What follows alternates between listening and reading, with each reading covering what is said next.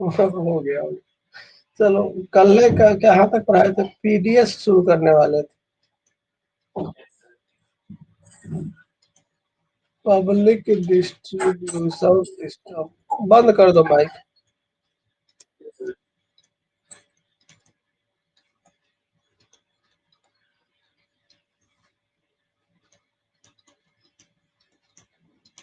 सार्वजनिक वितरण प्रणाली।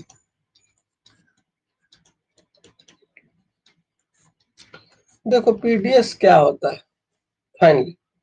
पीडीएस मतलब जो गांव में जैसे कोटा होता है ना, कोटा जहाँ सब कुछ मिलता है, तो पीडीएस में एक बात होता है कि सब्सिडी पे फूड मिलता है। फूड जो मिलता है, गेहूं या चावल जो भी है, वो सब्सिडी पर मिलता है। मतलब जनरली 2 रुपए 3 रुपए केजी के रेट से मिलता है।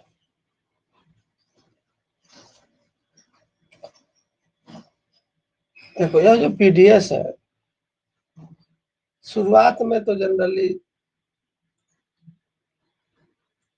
पहले टारगेटेड पीडीएस चलता था। क्या चलता था? Targeted PDS, TPDS. तो इसमें क्या करती है सरकार? भोजन में या अनाज में छूट देकर, अनाज के दर में छूट देकर सभी को उपलब्ध कराती है जनरली यही। और यह पीडीएस कहाँ से आता है? इसके लिए सरकार के पास उतना अनाज कहाँ से आता है? सरकार खेती थोड़ा करती है।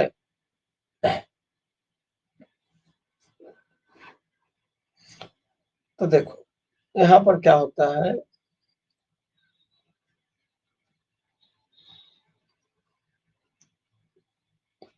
जैसे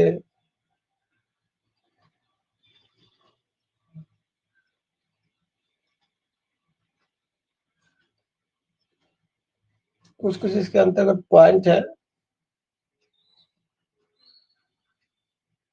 अभी पीडीएस को डीबीटी के अंतर्गत लाने की बात की जाती है। डीबीटी समझ रहे हो ना?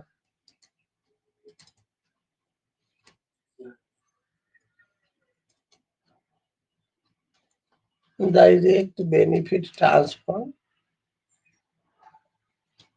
मतलब कि डायरेक्ट पैसा को अकाउंट में ट्रांसफर कर दो। मतलब पहले पीडीएस, लेकिन वैसा सबके लिए अभी अवेलेबल नहीं है, इसलिए पीडीएस को अभी डीबीटी में नहीं लाया गया है। सीधे कम में करके दिया जाता है, दो हिस्सा है, 2 4 रुपए, 1 रुपये, 5 रुपए केजी, जो अलग अलग दर निर्धारित किया गया है उसके आधार पर। अब डायरेक्ट बेनिफिट ट्रांसफर तो अभी नहीं लाया गया है इसमें, लेकिन लाने की बात चलती है। अगर आ जाएगा तो क्या होगा? आप जाइए, कोटा से अनाज लीजिए, जो उसका एमएसपी है के आधार पर, और बाकी रेस्ट पैसा जो होगा उस समय आपको पूरा पैसा देना होगा, और बाकी रेस्ट पैसा आपको अकाउंट में फिर से रिटर्न आ जाएगा।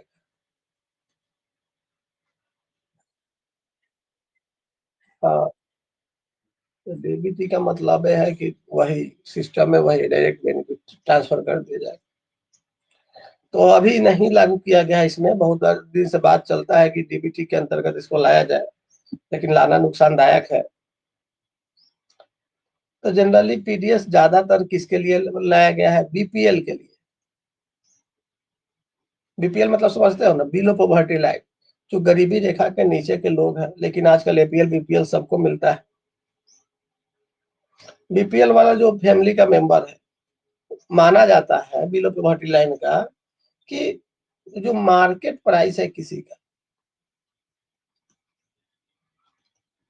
मार्केट प्राइस के आधार पर वह अनाज खरीदने में सक्षम नहीं रहता है।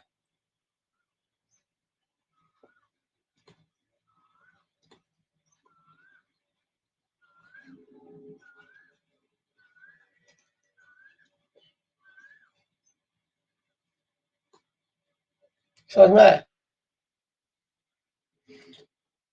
तो उनको उचित, मतलब उनको सही से, मतलब पेट भरना चाहिए, और उचित दाम पर भोजन तो उपलब्ध होना चाहिए, इसके लिए पीडीएस सिस्टम लाया गया।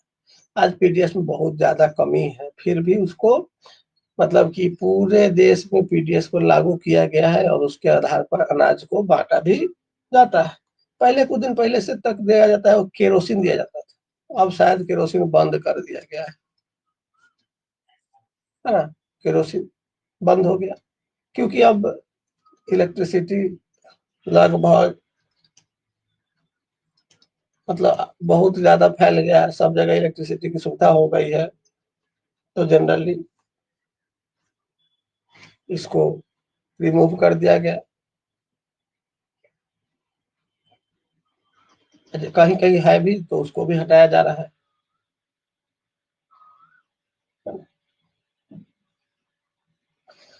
पीडीएस की कुछ कमी है कि मान लो कि जो अनाज हमको मिलता है, उसका क्वालिटी अच्छा नहीं होता है।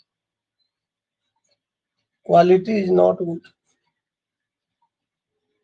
दूसरी बात कि जो पीडीएस के द्वारा अनाज समय पर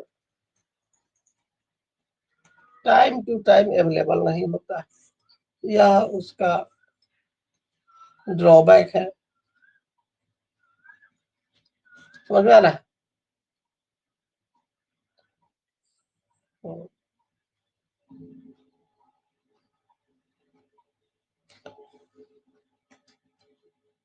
तो पीडीएस में बहुत ज़्यादा कमी भी है, फिर भी पीडीएस को सरकार यूज़ कर रही।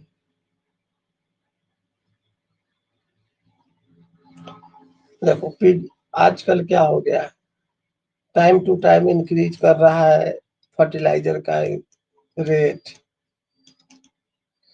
पेस्टिसाइड का रेट, बीज का जो लेबर वेज है वह बढ़ रहा है। तो वैसे बढ़ने के कारण गवर्नमेंट भी जो मिनिमम सपोर्ट प्राइस है, एमएसपी जो है, उसको बढ़ाने पर आ गई है। जैसे ही मिनिमम सपोर्ट प्राइस बढ़ेगा तो पीडीएस में कुछ ना कुछ दर बढ़ेगा ही बढ़ेगा।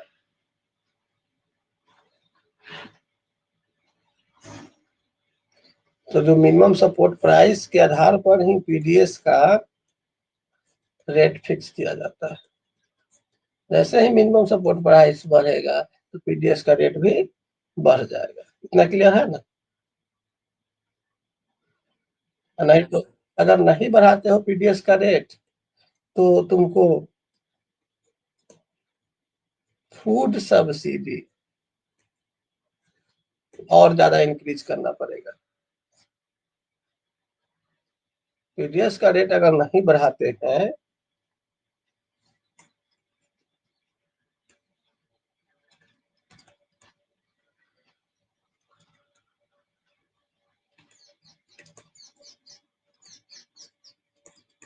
तो एक कंडीशन आएगा।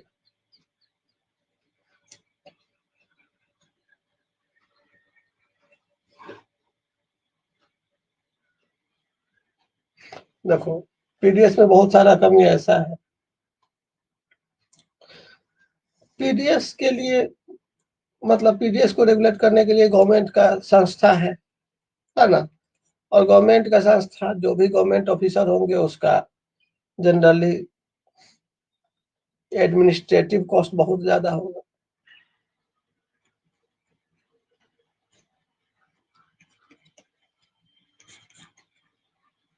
एडमिनिस्ट्रेटिव कॉस्ट समझ रहे हो ना? मतलब उसका देखभाल करने वाला भी अगर पीडीएस में होगा तो वो सरकारी नौकरी में होगा, और सरकारी नौकरी में होगा देखभाल करने वाला, इसका मतलब हुआ कि उसका पेमेंट बहुत ज्यादा होगा। फिर पीडीएस में दूसरा कमी है कि पीडीएस में करप्शन होता है। पीडीएस में करप्शन कैसे होता है पता है तुमको? नहीं पता है ना?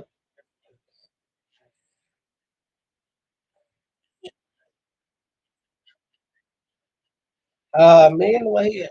होता क्या है जैसे मान लो कि 10 तारीख को बांटना है, हर महीना सपोज दैट, जैसे जनवरी में 10 तारीख को बांटना है, तो चलो आया 10 को बांटने का, 10 को न बांट के 15 को बांटा, अगला फरवरी में भी 10 को बांटना है, तो अमकी और 5 दिन बढ़ा दिया, 20 तारीख को दे दिया। सबको लगा कि नहीं नहीं, एक महीना में तो मिल ही रहा है, मिल ही रहा है। फिर मार्च में 10 को बांटना है, सब समझ में, तब 25 को कर दिया। वैसा ही करते करते 5-6 महीना पर 1 महीना का क्या हो गया, करप्शन में चला, किसी को फील भी नहीं हुआ। तो ये बात है,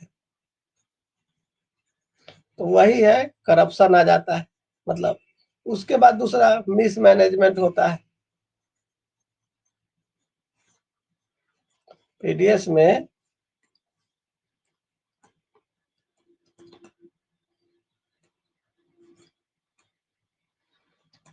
मिसमैनेजमेंट होता है,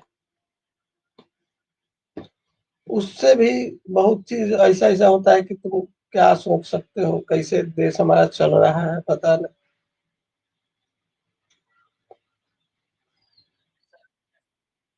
ओ, एकदम भूलेगा।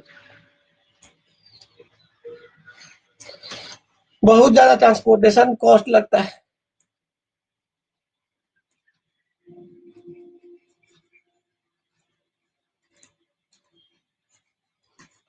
हाई ट्रांसपोर्टेशन कॉस्ट लगता है।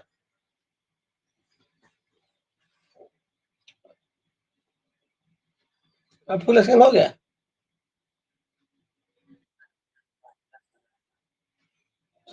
अच्छी बात है।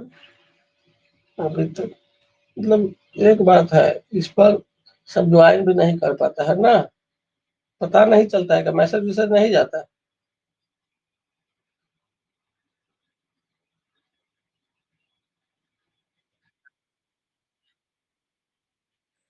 अच्छा अच्छा।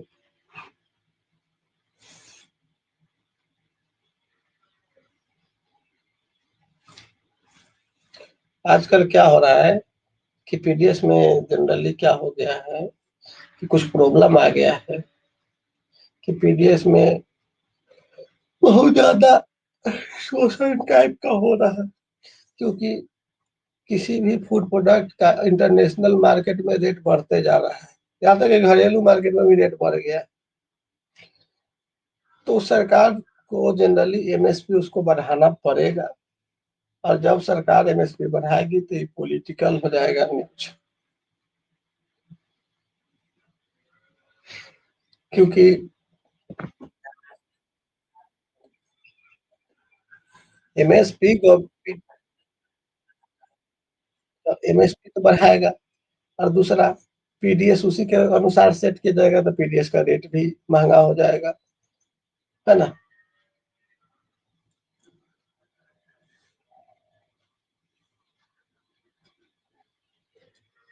अब देखो, हम लोग थोड़ा सा एग्रीकल्चर मार्केटिंग के बारे में,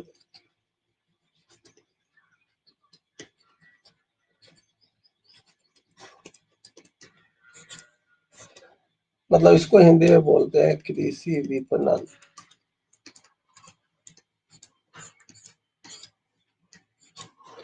एग्रीकल्चर मार्केटिंग क्या होता है?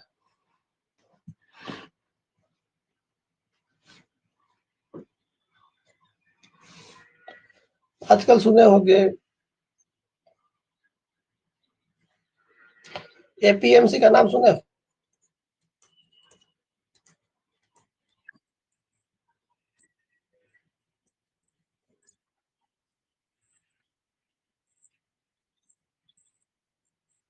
एग्रीकल्चर प्रोडक्शन मार्केट कमेटी भी होता है। तो यहाँ पर क्या होता है कि मतलब कितना उत्पादन करना है, किस प्रकार से बाजार को चलाना है, तो इसको मतलब कंट्रोल करने का काम कौन करता है? APMC law. अभी देखोगे, करंट में देख लेना, ये क्वेश्चन पूछा जाता है कि कितना अभी एपीएमसी प्रेजेंट है। हर साल बनते रहता है। तो ये हम्म।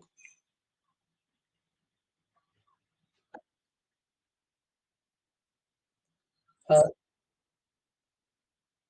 मतलब कि जनरली लॉ है एग्रीकल्चर प्रोडक्शन मैनेजमेंट कमेटी, मतलब प्रोडक्शन को, मतलब प्रोडक्शन मार्केट कमेटी। मान लो कि प्रोडक्ट कोई भी प्रोड्यूस करता है और प्रोड्यूस करके मार्केट में बेचने आएगा ना, तो कितना प्रोड्यूस करना है, कितना मार्केट में लाना है, उसका रेट, और किस प्रकार से कितना प्रोडक्ट को किस रेट पर सेल करना है, सब उसी मार्केट में काम चलता रहता है। उसका रूल है, सरकारी वेबसाइट पर चले जाओगे तो मिल जाएगा।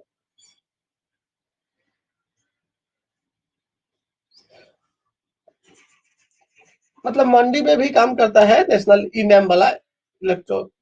देखो ई नैम क्या होता है, इलेक्ट्रॉनिक नेशनल एग्रीकल्चर मार्केट। तो जितने भी मार्केट है करंट में अभी,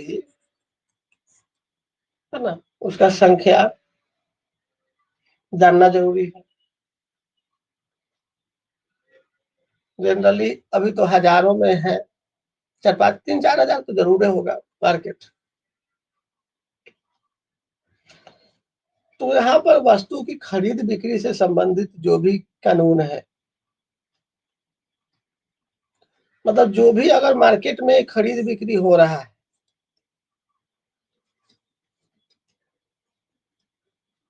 मंडी में, मार्केट में, मतलब बड़ा मंडी में खरीद बिक्री के लिए कोई ना कोई तो बीच में दलाल होता है, सामान बेचवाने वाला, ब्रोकर।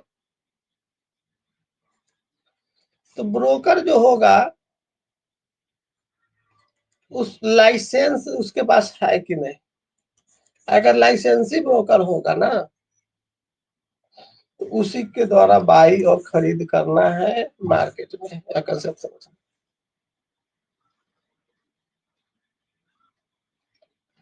इस कानून के अंतर्गत यही है।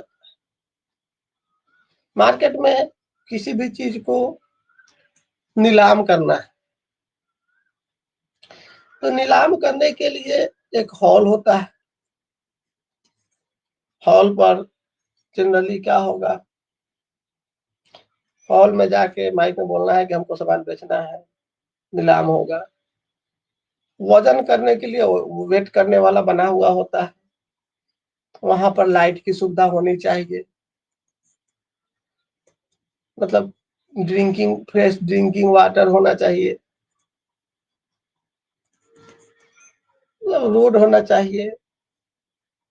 तो ये सब मार्केट में ध्यान रखना पड़ता है कि जहाँ एग्रीकल्चर मार्केट बनाया जा रहा है एपीएमसी के अंतर्गत, वहां पर ये सारी सुविधा उपलब्ध होना चाहिए।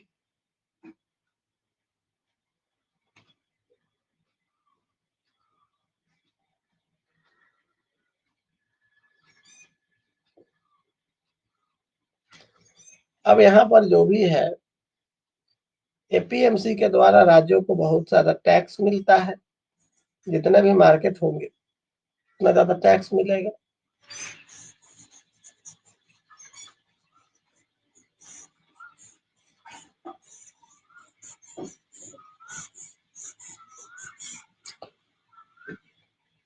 तो ये सब नॉर्मल बात सब है, समझना।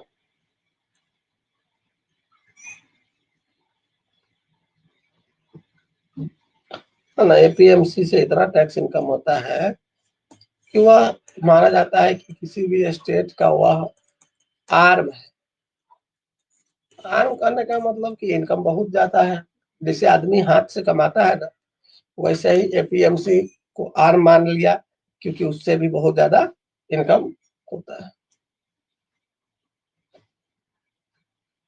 मतलब इससे टैक्स की उगाही होती रहती है ना।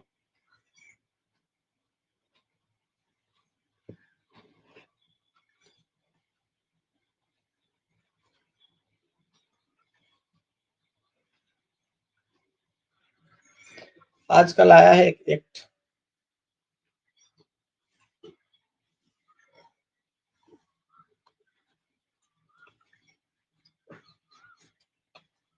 Model MC APMC act.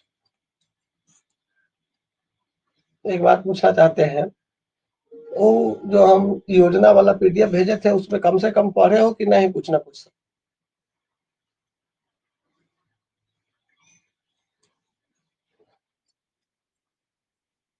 कम एग्रीकल्चर पढ़ा रहे हैं तो कम से कम एग्रीकल्चर से संबंधित जो भी योजना है उसको पढ़ जाओ, बहुत काम करेगा।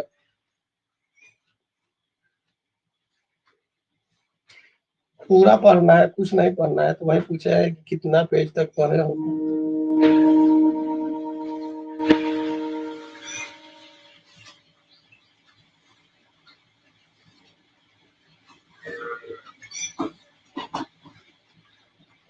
देखो अब क्या है, मॉडल एपीएमसी में क्या क्या आता है। किसान जो है, फार्मर जो भी प्रोड्यूस करेगा अपना, फार्मर का जो प्रोड्यूस है या प्रोडक्ट है, वह डायरेक्ट बेच सकता है किसको, मार्केट में जाकर वह डायरेक्ट बेच सकता है। इसके लिए कोई बिचौलिया की जरूरत नहीं पड़ेगा, कोई ब्रोकर का जरूरत नहीं पड़ेगा।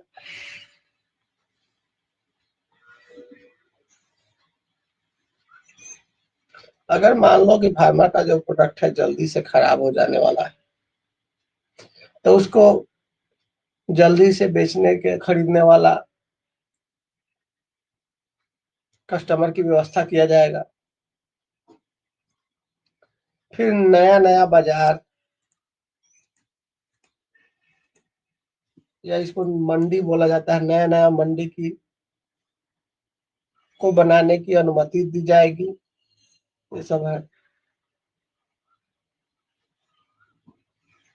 बाजार में जो भी, मतलब मार्केट में जो भी प्रोडक्ट सेल किया जाएगा, उस पर अलग से टैक्स लगेगा, या शुल्क बोलते हैं, लेवी लगेगा।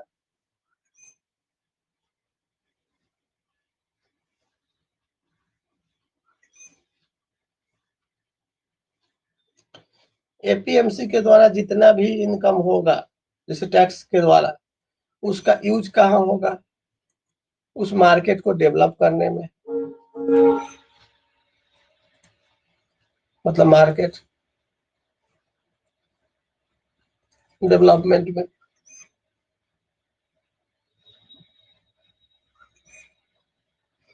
मतलब किसान को इतना इंडिपेंडेंट बना दिया जाएगा, वो आके डायरेक्ट मार्केट में खरीदने वाला से बेच सके। देखो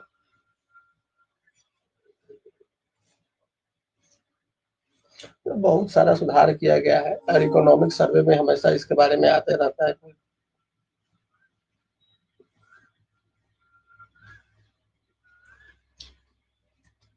एपीएमसी के बारे में समझ में आ गया कुछ ना कुछ। देखो इस सब में लिखने से ज्यादा समझना जरूरी है, कोई दिक्कत नहीं है एग्रीकल्चर के बारे में। एग्रीकल्चर तो इम्पोर्टेंट है, ये है क्योंकि, हाँ एक और बात देखना, अब यूपीएससी ने इकोनॉमिक्स से पूछा हुआ हम क्वेश्चन अपलोड कर दिए हैं इसी पर, टीचमेंट पर। आप लोग देख लीजिएगा कि मेंस में क्या क्या पूछा है। कंपनी का भी क्वेश्चन अपलोड कर देंगे।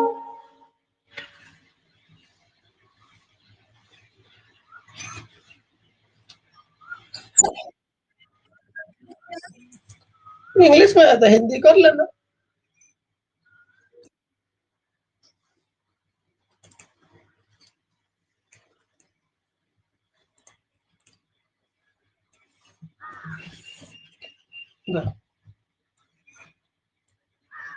इंग्लिश से हिंदी करना आसान तो है, थोड़ा सा कोशिश करोगे तो सब हो जाएगा। हम कौन इंग्लिश में पढ़ाते हैं, नॉर्मल सब हिंदी है तो रहता है। मैंने हिंदी इंग्लिश में कुछ अंतर है, कोई अंतर नहीं। देखो जैसे हम कृषि से जो व्यापार करते हैं, उसके लिए सुरक्षा क्या होना चाहिए, इसको बोलते हैं सेफ गार्डिंग एग्रीट्यूड। मतलब कृषि आजकल क्या हो गया है, एग्रीकल्चर प्रोडक्ट को इंटरनेशनली बेचा जाता है, इंडियन एग्रीकल्चर प्रोडक्ट।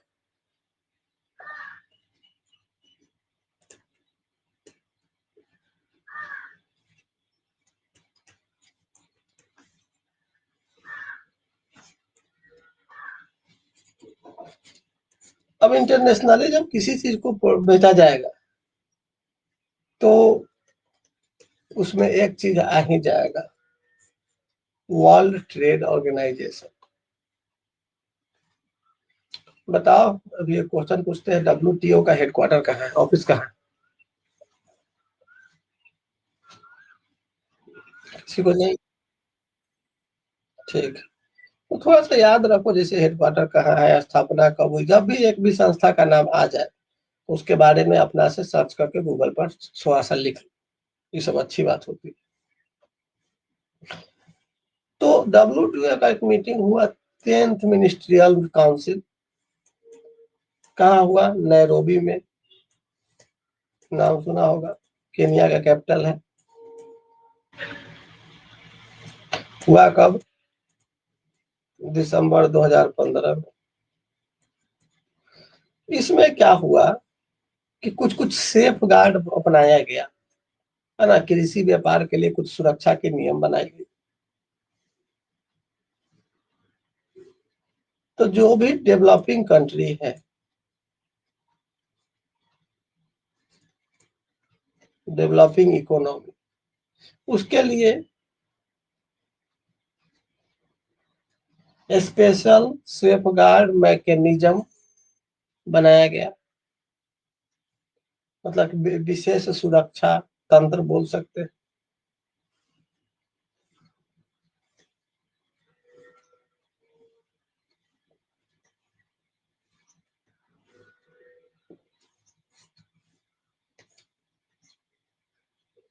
है ना?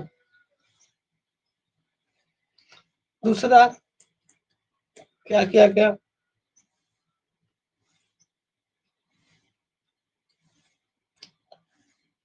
मतलब कि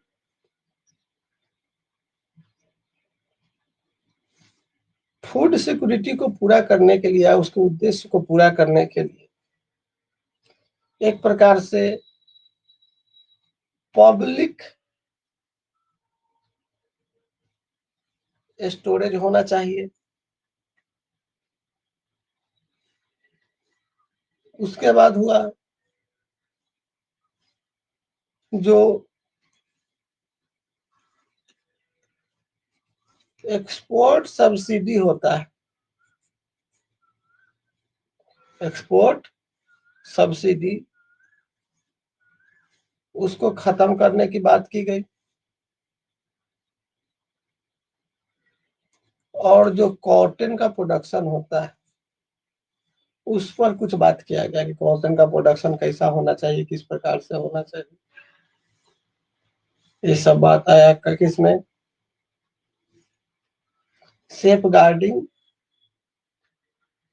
एग्रीट्यूड के अंतर्गत आया। आजकल बहुत ज्यादा इसमें बदलाव होते जा रहा है, जनरली, मतलब इंपोर्ट ड्यूटी, MSP, ये सब में धीरे धीरे बदलाव होते जा रहा है। तो फूड प्रोसेसिंग इंडस्ट्री जानते हो आप लोग, आजकल बहुत ज्यादा फेमस होते जा रहा है फूड प्रोसेसिंग। जैसे तुम समझो,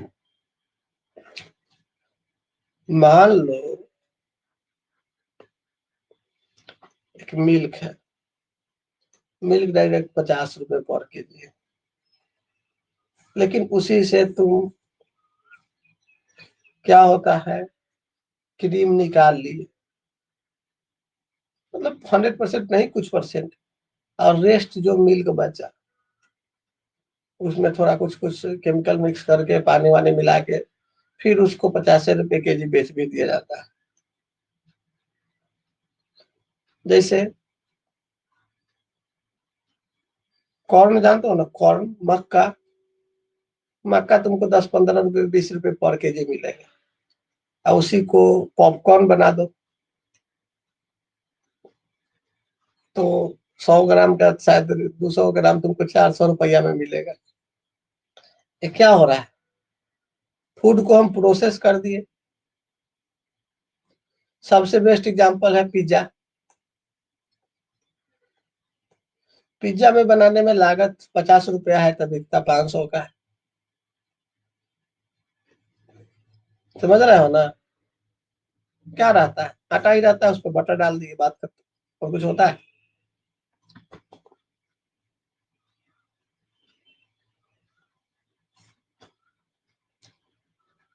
वही है।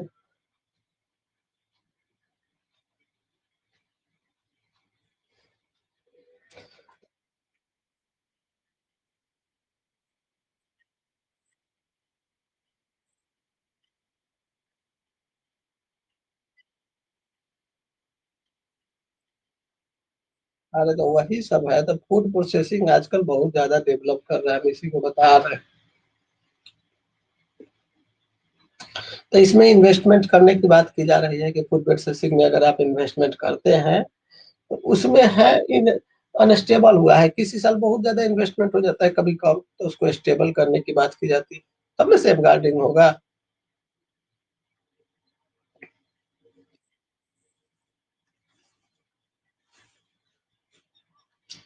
तो कभी कभी होता है कि लोग खेती कर रहा है और जनरली उसका फसल बर्बाद हो जाता है, तो उसको भी थोड़ा सेफ गार्ड करना होगा, तभी ना किसान खेती करेगा, नहीं तो बस छोड़ देगा।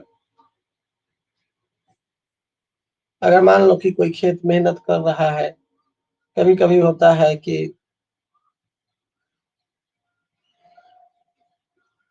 मतलब कि खेत में काम करने वाला किसान को लाभ नहीं हुआ, तो जो उसका लेबर काम कर रहा है उसको टाइम टू टाइम पैसा नहीं मिलता है, वेज नहीं मिलता है, तो वो भी उसका भी प्रभाव पड़ता है, तो ये नॉर्मल बात है। कभी कभी होता है किसान खेती किया और प्रोडक्शन बहुत ज्यादा आ गया था, मार्केट में जरूरत से ज्यादा क्रॉप आ गया, और ज्यादा मार्केट में प्रोडक्शन आ मैंने प्रोडक्ट आ जाएगा, तो फिर उसका कॉस्ट इंक्रीज कर जाएगा, सेल नहीं होगा। ये सब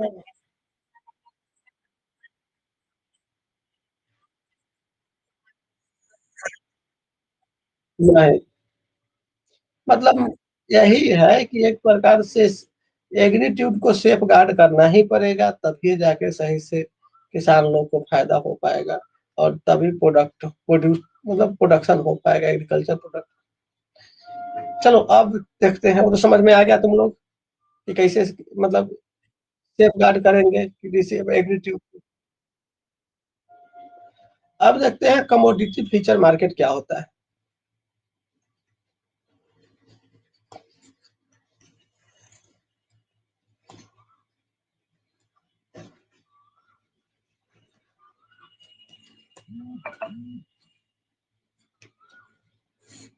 कमोडिटी फ्यूचर मार्केट, हिंदी इसका इतना खराब है कि याद नहीं। जींस वायदा बाजार,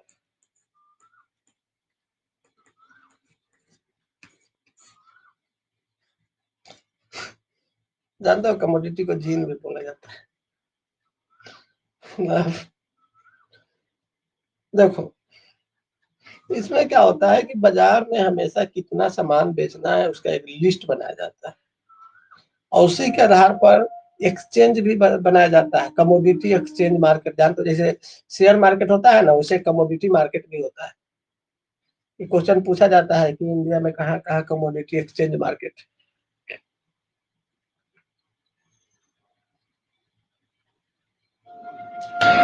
देखो, एक हम 2017 के डाटा बताते हैं।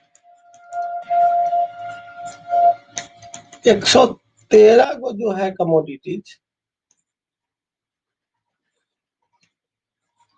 113 कमोडिटी लिस्टेड था इस मार्केट में, 113 को कमोडिटी लिस्ट। इसमें से क्या था, 43 कमोडिटीज को, 4 गो उसका अपना नेशनल एक्सचेंज है,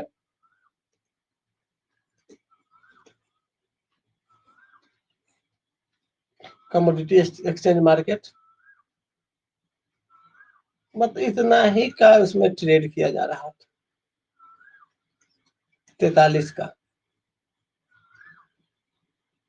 समझ में आया?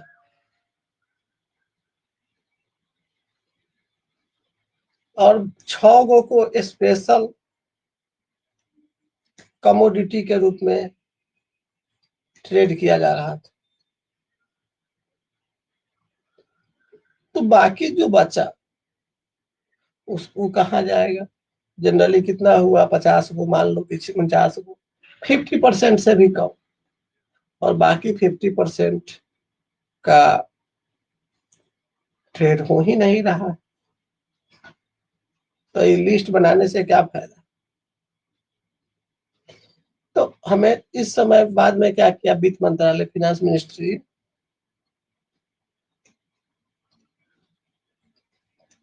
फाइनेंस मिनिस्ट्री एक रिपोर्ट बनवाया कि क्या कारण है कि इसका सेल नहीं हो रहा है। फिर बहुत जो भी प्रॉब्लम है इसको कैसे कंट्रोल किया जाएगा। जो कमोडिटी फ्यूचर मार्केट है उसको किस प्रकार से और ज्यादा डेवलप किया जाएगा, जिससे इंटरनेशनल मार्केट का जो भी नॉर्म्स है लागू रहे, है ना। तो इस सबको स्ट्रॉन्ग करने के लिए एक इसके अंतर्गत रिपोर्ट बनाया गया और कहा गया कि जो कमोडिटी मार्केट है उसको सेबी के अंतर्गत मिला दिया जाए ताकि और भी ज्यादा बेहतर बनाया जा सके।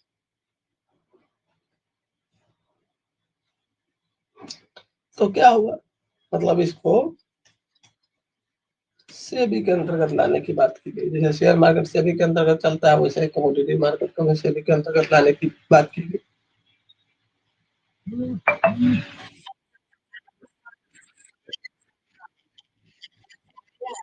हाँ समान, मतलब हाँ हाँ वही वही है ना, उसमें भी शेयर के जैसा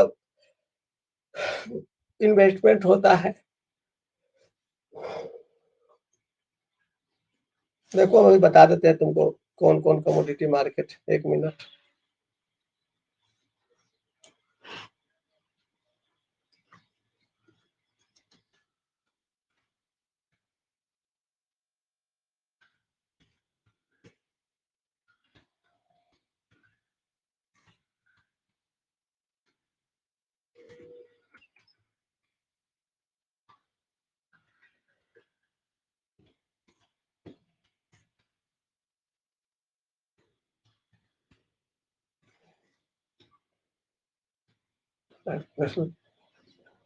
देखो यह है ना,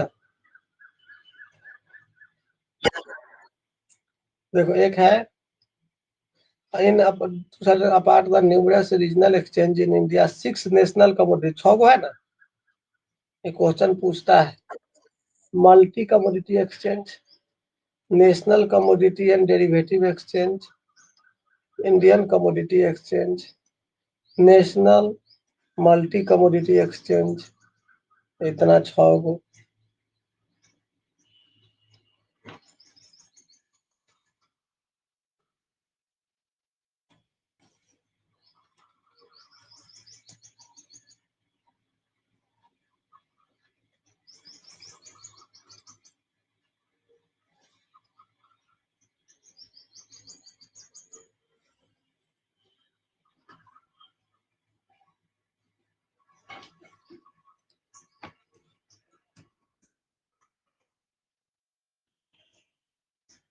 दिख रहा है।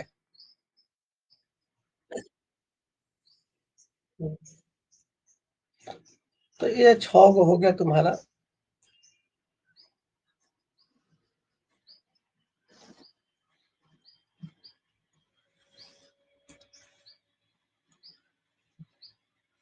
इसका नाम छाप लेना, फायदा करें।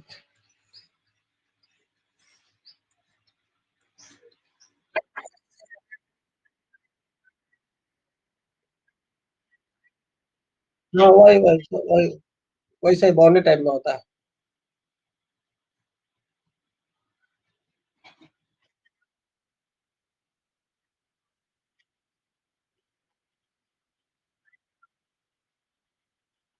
हम्म,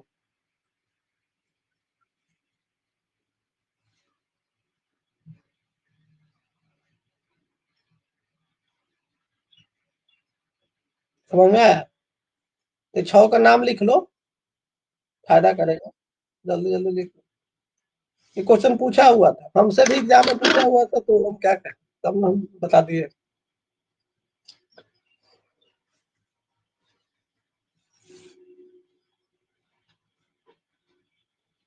ये सब ऐसा क्वेश्चन है जहाँ ध्यान नहीं जाता है आदमी,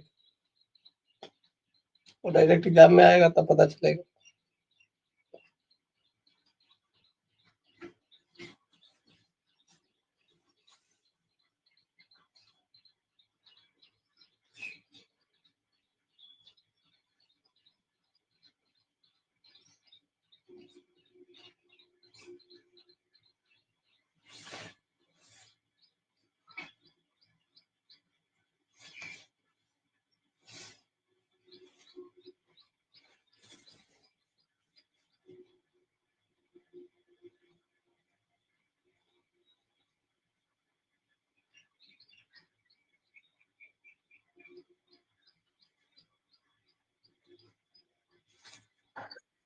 हो गया ना। चलो एक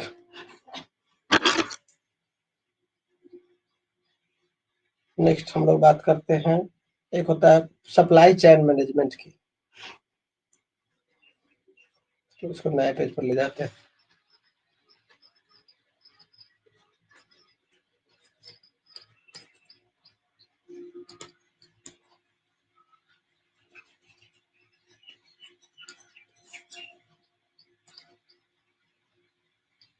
सप्लाई चेन मैनेजमेंट, तो किसी भी चीज का, जैसे सप्लाई चेन मैनेजमेंट में क्या होगा कि जैसे रियल में क्या होता है कि सप्लाई चेन को कैसे मैनेज करना है। तो मान लो कि एक है,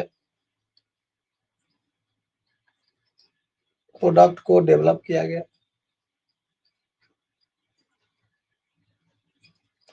इसको क्या कहा जाएगा,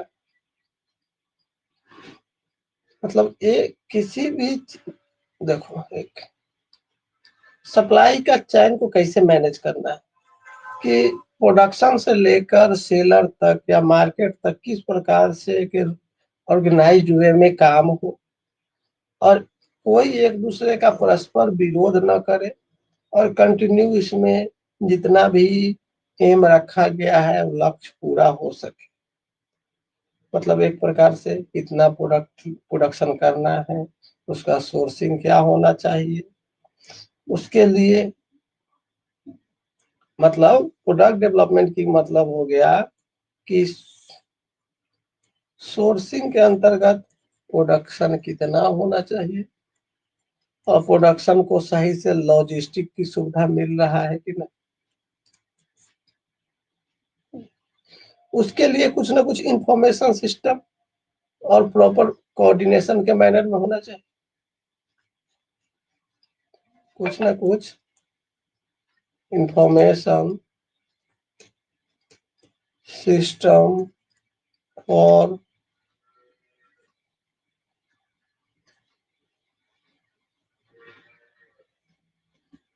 प्रॉपर कोऑर्डिनेशन होना चाहिए। ये सब सप्लाई चेन मैनेजमेंट का मेन काम है। तो एक चैन बन जाता है, सप्लाई करना है, उसको एक जगह से दूसरे जगह, जैसे सोर्स से बेचना है तो कुछ अच्छी लॉजिस्टिक की सुविधा होना चाहिए बेच, और उसके बीच में जो खरीदने वाला बेचने वाला लॉजिस्टिक के बीच में सही से मतलब कि सूचना आदान प्रदान सही तरीका से होना चाहिए। इसी को कहते हैं सप्लाई चेन मैनेजमेंट। इतना बात क्लियर हुआ। अगर लॉजिस्टिक की सुविधा सही रहेगा तब ना ट्रांसपोर्ट कॉस्ट कम आएगा। तो पता चला है कि सामान ले आने में भी सामान का जितना रेट है। अब बताओ कि मान लो कि बिहार में कोई चीज का प्रोडक्शन करते हैं और कर्नाटका में बेचा जा रहा है, और वहां जाने के लिए बस से भेजना, ट्रक से भेजना है, तो फिर यहाँ तो लॉजिस्टिक की सुविधा अच्छी नहीं है। तो बिहार से वहां भेजने के लिए ट्रेन की सुविधा होनी चाहिए। तो ये सब चीज है कि लॉजिस्टिक सुविधा सही से है कि नहीं, प्रॉपर इम्प्लीमेंटेशन हो रहा है कि नहीं लॉजिस्टिक का। तो ये सब आता है सप्लाई चेन मैनेजमेंट के अंतर्गत।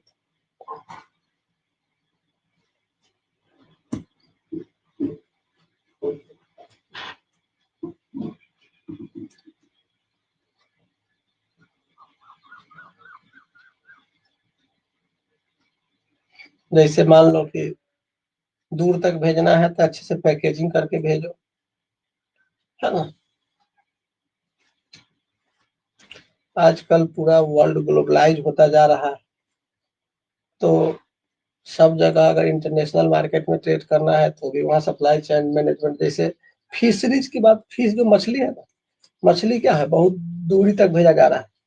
तो क्या होता है कि बिहार बंगाल सब में मछली, जहाँ जहाँ मछली ज्यादा होता है मछली तो सब लोग खाते हैं, तो मछली को पैक करके, सुखा कर पैक करके पैकेजिंग करके अच्छे से भेजना अच्छी बात है ना। इससे मतलब कि एक प्रकार से जो फूड होता है उसमें ज्यादा स्वच्छ फूड तुमको अवेलेबल हो पाए।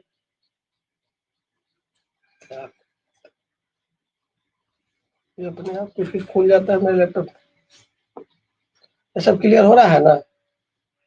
थोड़ा थोड़ा मतलब कि ये सब कहानी के रूप में समझने की चीज है और कुछ नहीं। एक कंसेप्ट सुने होंगे, 2011 में एक कार्यक्रम चलाया था, जागो ग्राहक जागो, सुने थे।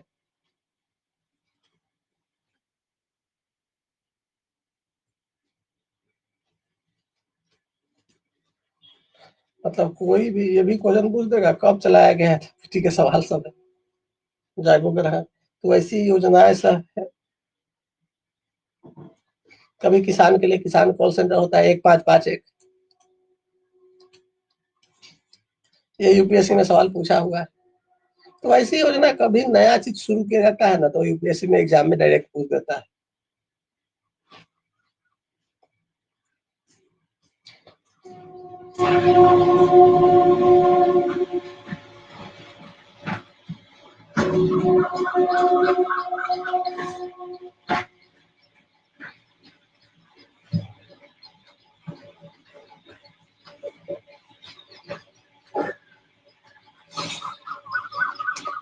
एक होता है, चलो अब एक नया टॉपिक बात करते हैं।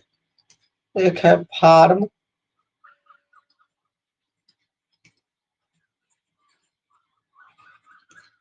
बेस्ड डिबेट आया, जो कृषि से जो अपशिष्ट निकलता है उस पर विचार विमर्श करो। तो एक संस्था है CIPHET, मतलब central institute of post harvesting engineering and technology. क्या है?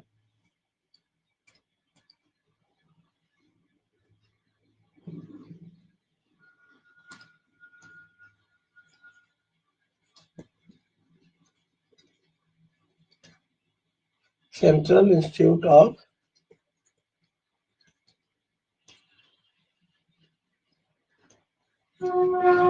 पोस्ट हार्वेस्टिंग, लिखा था इस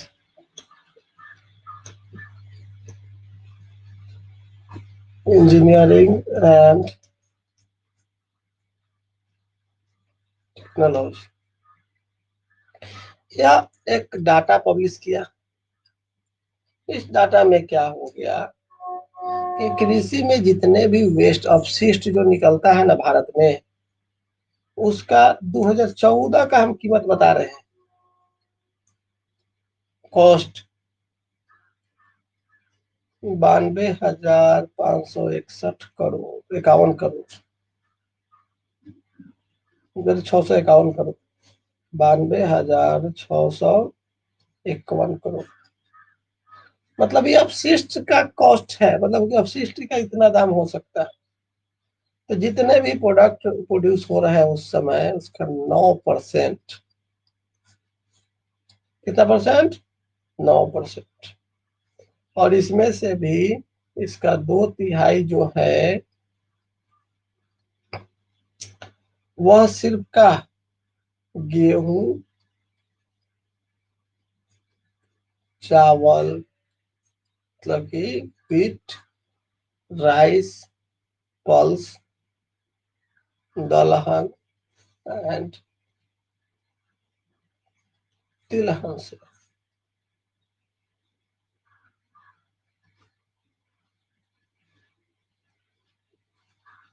समझ में आ रहा? सबसे ज्यादा फल और सब्जी से होता है वेस्ट। सबसे ज्यादा कहाँ फल है? फ्रूट्स एंड वेजिटेबल में। और कितना परसेंट? 18%। एक समझ रहे हो डाटा? मतलब ये देख रहे हो, इसके स्टडी के अकॉर्डिंग जो वेस्ट निकल रहा है, जो बर्बाद हो रहा है, कचरा निकल रहा है, उसका कॉस्ट कितना हो सकता है? कुल प्रोडक्शन का कुल वैल्यू जितना है उसका 9% जितना भी प्रोड्यूस किया जाएगा सामान, उसका 9% कीमत तो सिर्फ मतलब कि जो वेस्ट है मटेरियल उससे प्राप्त हो जाएगा अगर बेचा जाए तो। इसका मतलब क्या हुआ कि हमको अच्छे से फूड प्रोसेसिंग करने की आवश्यकता है।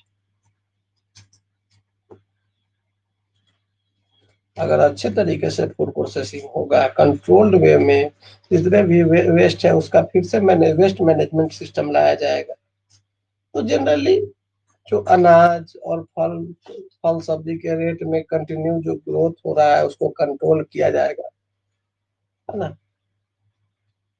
मतलब कि सही से पैकेजिंग की सुविधा होना चाहिए, सही से उसको उसके लिए हार्वेस्टिंग, स्टोरेज, कल्टीवेशन ये सब मिले तो थोड़ा सा और ज्यादा क्वालिटी इंक्रीज कर सकता है।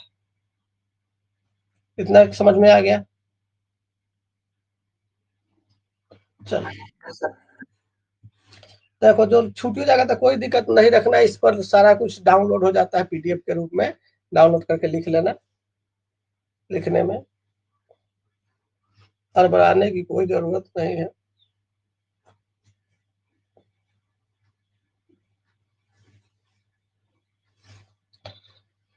चलो अब हम लोग थोड़ा सा एग्रीकल्चर से संबंधित कुछ अलग चीज देखते हैं। एक आता है इरिगेशन, रेड वाला है कलर से। इरिगेशन का मतलब होता है सिंचाई।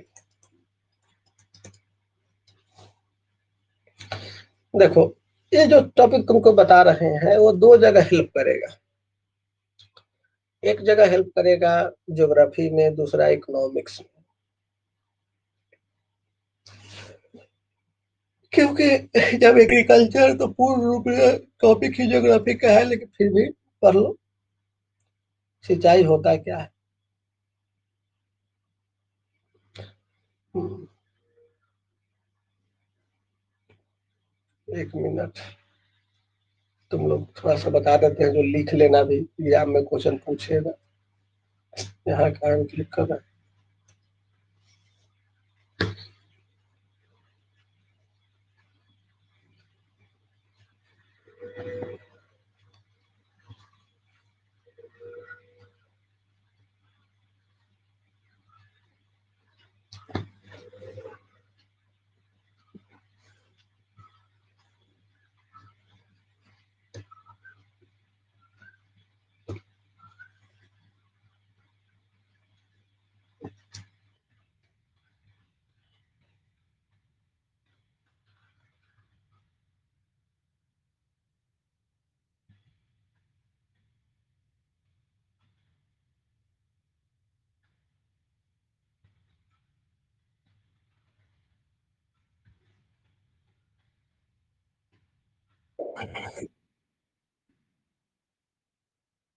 और भी जूम कर दे?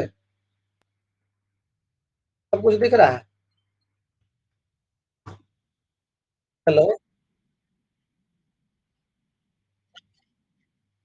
अब देखा कि नहीं?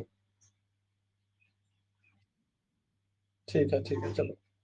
देखो, एक टर्म समझो, इसको लिखना जरूरी होगा। प्लानिंग कमीशन जो योजना आयोग था उसने इरिगेशन प्रोजेक्ट या स्कीम को मेनली तीन पार्ट में बांट दिया। एक मेजर इरिगेशन स्कीम था, एक मीडियम इरिगेशन स्कीम है, एक माइनर इरिगेशन स्कीम। इसमें अंतर क्या होता है? व्हाट इज डिफरेंट बिटवीन, मतलब कि major, minor and medium irrigation scheme? मतलब कि जो कल्टीवेशन जो एरिया होगा वह 10,000 हेक्टेयर से अधिक जो खेती करने वाला जमीन होगा उसको रखा जाएगा बृहद सिंचाई योजना में। जो 2,000 से 10,000 के बीच में होगा उसको रखा जाएगा मीडियम में। और 2,000 से कम हेक्टेयर का जमीन होगा वहां पर होगा माइनर इरिगेशन स्कीम। मतलब वो लोग को एक्सपेंशन फैसिलिटी दिया जाएगा कि सही से सिंचाई करिए। इतना क्लियर हो रहा है ना। मतलब उसमें क्या होता है कि सही तरीके से सही टेक्नोलॉजी का उपयोग करके सिंचाई करने की बात किया जाता है। तो इतना पॉइंट तो लिख लो कि अकॉर्डिंग टू प्लानिंग कमीशन, है ना, irrigation project in India classify into three scheme, major, minor और यह तीन मीडियम। मतलब major, medium and minor irrigation scheme, hyphen दे के लिखना। मतलब कल्टीवेटेड कमांड एरिया 2000 से कम माइनर, 2 से 10,000 रहेगा तो मीडियम, 10,000 से ज्यादा रहेगा तो मेजर होगा। लिखवाना पड़ेगा कि अपने से लिख लोगे? तो लिखो, 1 मिनट का टाइम देते हैं।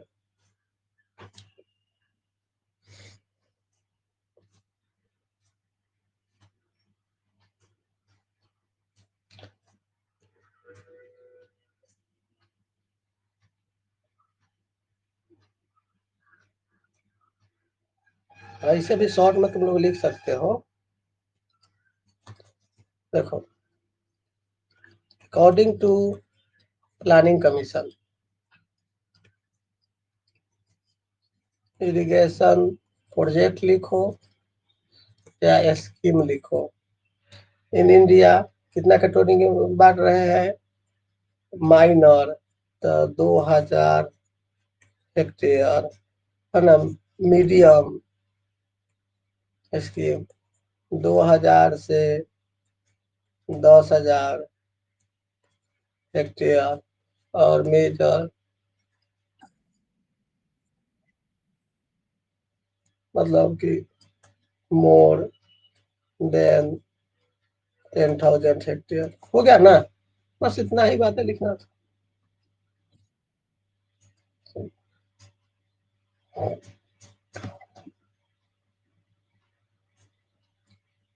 देखो, इरिगेशन प्रोजेक्ट हो गया।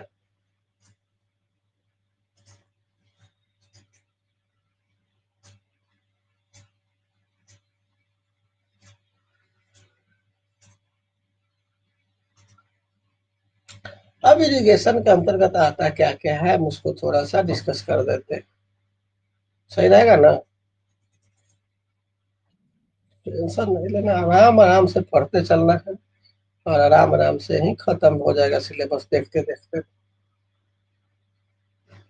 थोड़ा तुम लोग घर पे आराम से पढ़ना हर चीज को, और कुछ दिन के बाद जब क्वेश्चन देंगे तो अपने बनना शुरू हो जाएगा। टोटल क्वेश्चन कुछ है नहीं इसमें।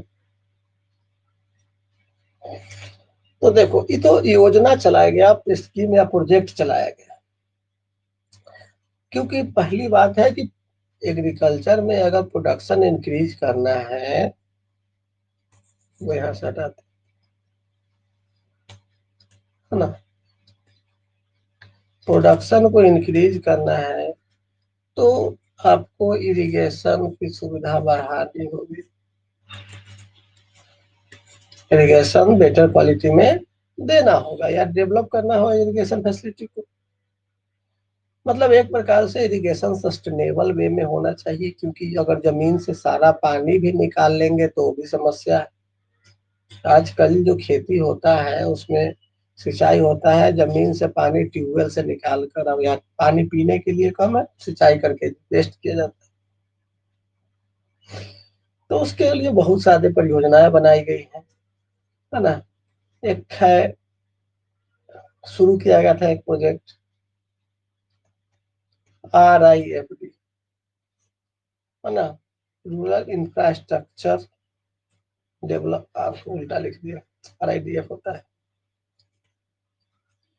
Rural infrastructure development fund.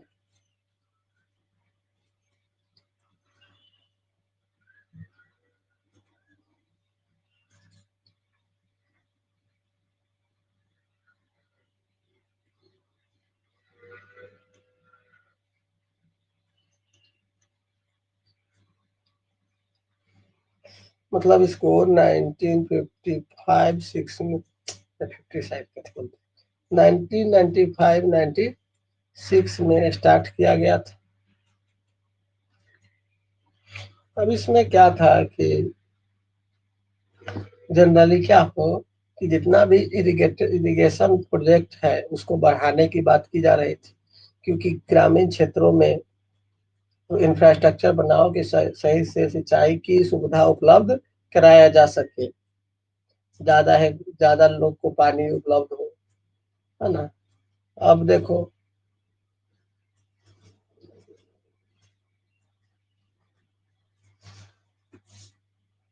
लक्ष्य रखा। अब इस फंड के अंतर्गत बस 96-97 में एक, मतलब एक्सीलरेटेड इरिगेशन बेनिफिट प्रोग्राम की शुरुआत की गई, त्वरित सिंचाई लाभ योजना।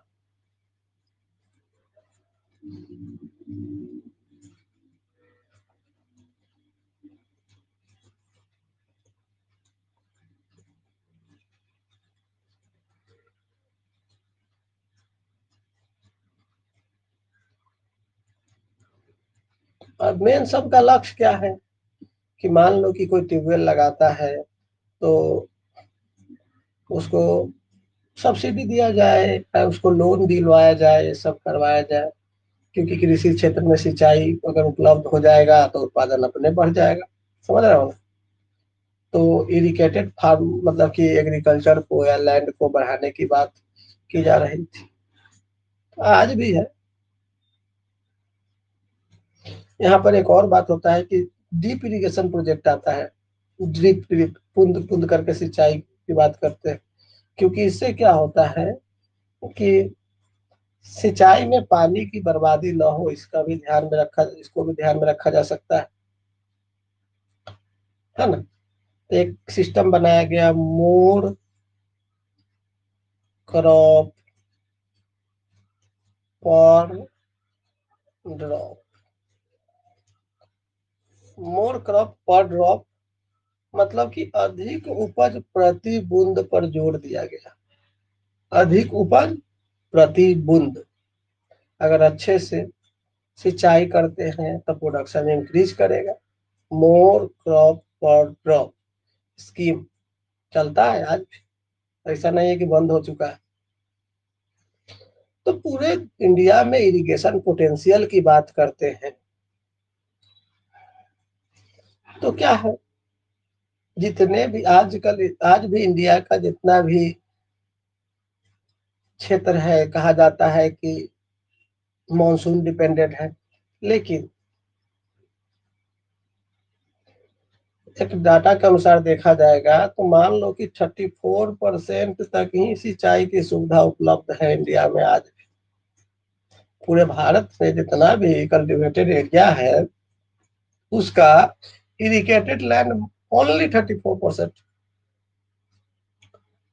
सबसे ज्यादा सिंचाई कहीं होता है तो उत्तर प्रदेश में होता है, वहाँ 50% इरिगेशन होता है ना। बाकी राज्य में 50% भी नहीं। समझ में आ रहा है।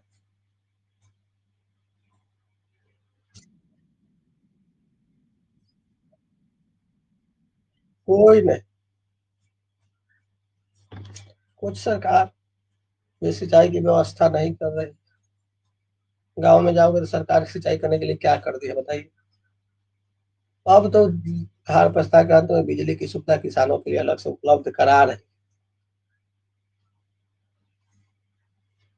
समझ में आ रहा है।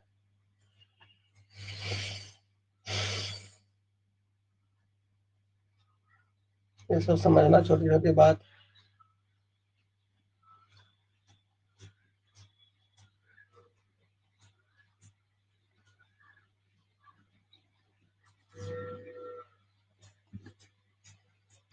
देखो,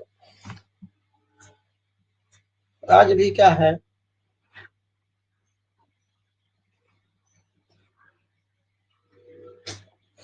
टर्म याद आया था, हम भुला रहे थे। चलो, कुछ भी चैट में कुछ मैसेज, साउंड अच्छा से नहीं आ रहा है। चलिए कोई बात नहीं, थोड़ा और ज्यादा जोर से बोलते हैं, हम आराम आराम से पढ़ाते हैं। देखिए क्या होता है, इरिगेशन इफिशियंसी की बात की जा रही है तो इंडिया में हमेशा एक हम छोटा सा टर्म बताते हैं, इरिगेशन इफिशियंसी।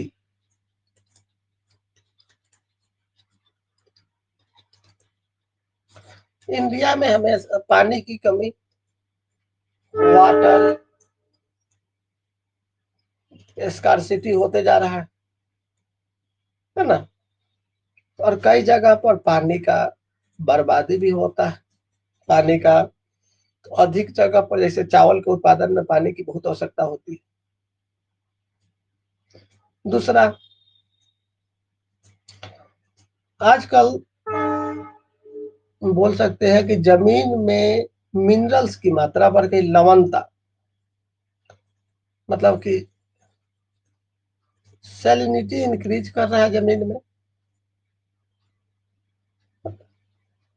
सैलिनिटी इंक्रीज कर जाने के कारण, क्यों, अगर ज्यादा हम सिंचाई करेंगे तो सैलिनिटी ऑटोमेटिक इंक्रीज कर जाता है।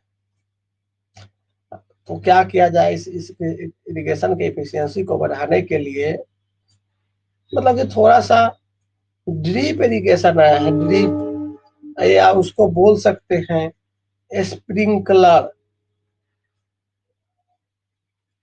इरिगेशन, मतलब टपक टपक के बूंद बूंद।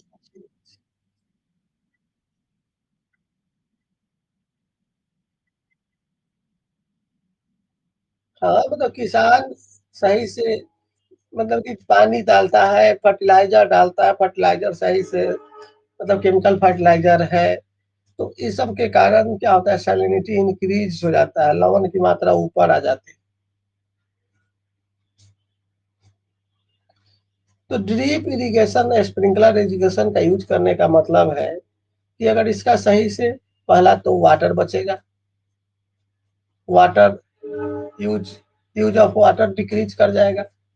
दूसरा, एक बार लगा दिए ड्रिप इरिगेशन वाला सिस्टम, तो दोबारा आपको लगाने के लिए जरूरत नहीं है, कॉस्ट डिक्रीज कर जाएगा। गवर्नमेंट इसमें सब्सिडी देती है। तो इसके लिए एक योजना है, प्रधानमंत्री कृषि सिंचाई योजना, प्रधानमंत्री कृषि सिंचाई योजना। तो जनरली क्या हो गया, देखा गया, इसमें तो सब्सिडी गवर्नमेंट दे रही है ना, या आपको मोटिवेट कर रही है। तो देखा गया कि गुजरात में, आंध्र प्रदेश में, ये सब में जनरली 35 से 40% पानी की बचत की जा सकी इसको लगाने से। वहीं अगर सब्जी,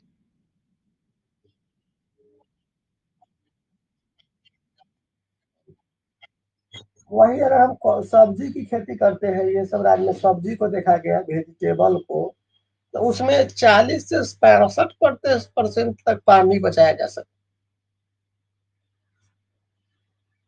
समझ में आया। ये सब बड़ी बात है, छोटी छोटी बात नहीं है।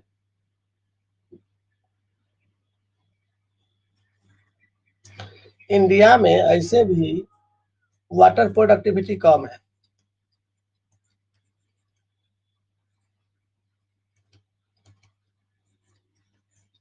वाटर प्रोडक्टिविटी कहने का मतलब कि थोड़ा सा जल का ज्यादा उपयोग कर लिया जाए तो वो कम है। इंडिया में क्या कहा जाता है, समुद्री जल का ज्यादा प्रयोग नहीं, ज्यादातर हम लोग भूमिगत जल का प्रयोग कर रहे हैं।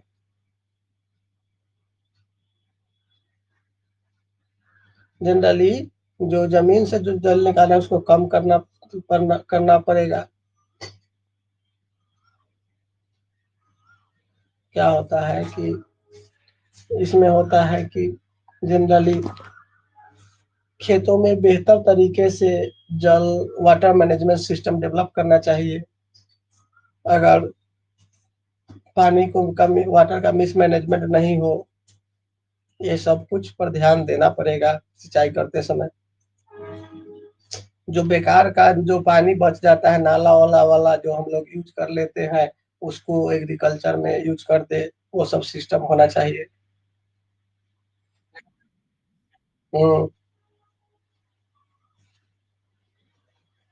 ना सिस्टम आना चाहिए कि पर ड्रॉप मोर प्रोडक्शन का केस आना चाहिए।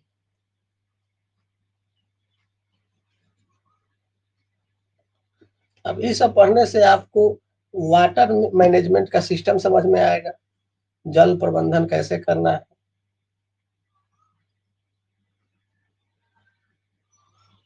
समझ में आ रहा है।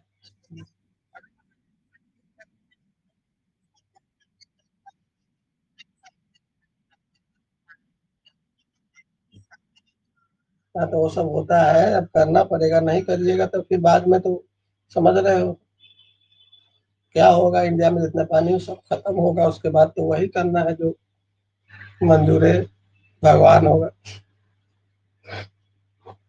तो ये सब समझ लेना। देखो ये टॉपिक में कुछ है नहीं सब में, लेकिन अगर इसका देखोगे तो बहुत ज्यादा यूज। अब हम लोग फिर आगे बढ़ते हैं। आजकल एक टर्म समझते हो, फार्म हाउस।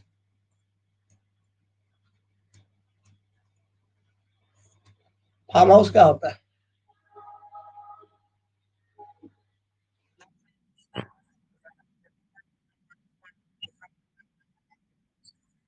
फार्म हाउस कहने के मतलब कि एक प्रकार से खेती करने के लिए एक क्षेत्र निर्धारित कर देता है, वहाँ सारी सुविधाएं उपलब्ध करवाती है, तो उसको फार्म हाउस बोलते हैं। जैसे एक जगह बना दिया, उसी में सब कुछ का अपना खेती कर रहा है, अपना कृषि सिंचाई व्यवस्था कर दिया। मान लो कि ये कहाँ चला गया, हाँ, ये जमीन का एक टुकड़ा ले लिया, इसके एक हिस्सा में कुछ और खेती, एक ही मतलब टोटल जो जमीन है एक ही उसका ऑनर है। और एक ऑनर होने के कारण अलग अलग हिस्से में एक ही जगह खेती कर रहा है। तो इसको एक टर्म आया है, फार्म मशीनाइजेशन।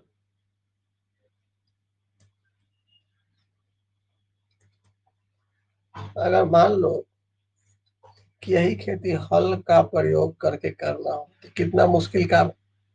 लेकिन आज ट्रैक्टर आ गया है, हार्वेस्टर आ गया है, काटने वाला मशीन अलग हो गया है। ये सब मशीन बदलते जा रहा है। मतलब कि मशीन का प्रयोग कीजिए तो जनरली सेव होगा जनरली। लेकिन एक हो मशीन को टाइम सेव होगा, टाइम की बर्बादी नहीं होगा, प्रोडक्शन बढ़ जाएगा।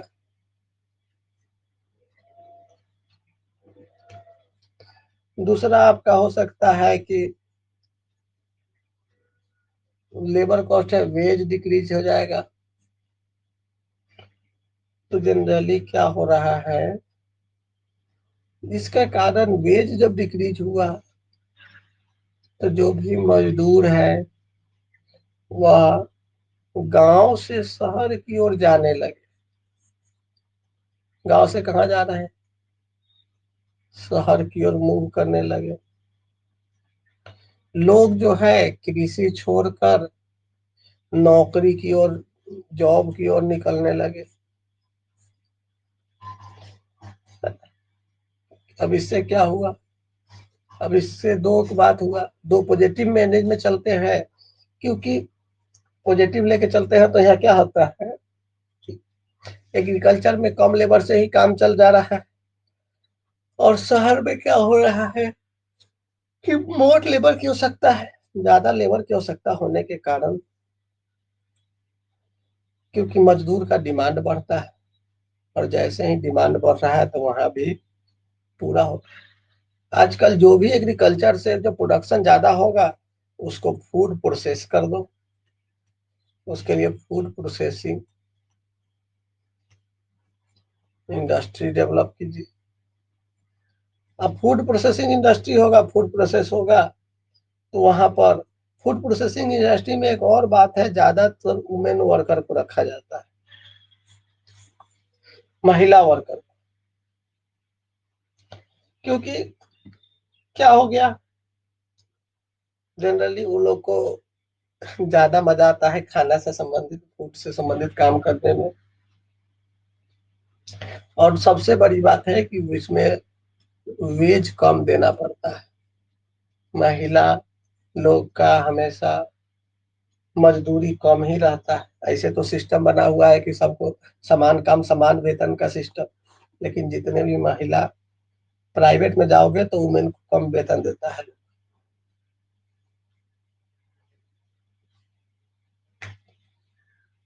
आज भी इंडिया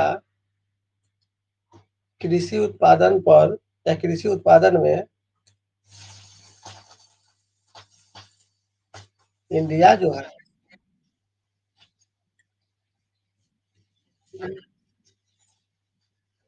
12 पेज हो गया था टोटल। बंद कर दो। इंडिया क्या है कि कृषि प्रोडक्शन में, एग्रीकल्चर प्रोडक्शन में क्या है, फर्स्ट फर्स्ट स्थान पर।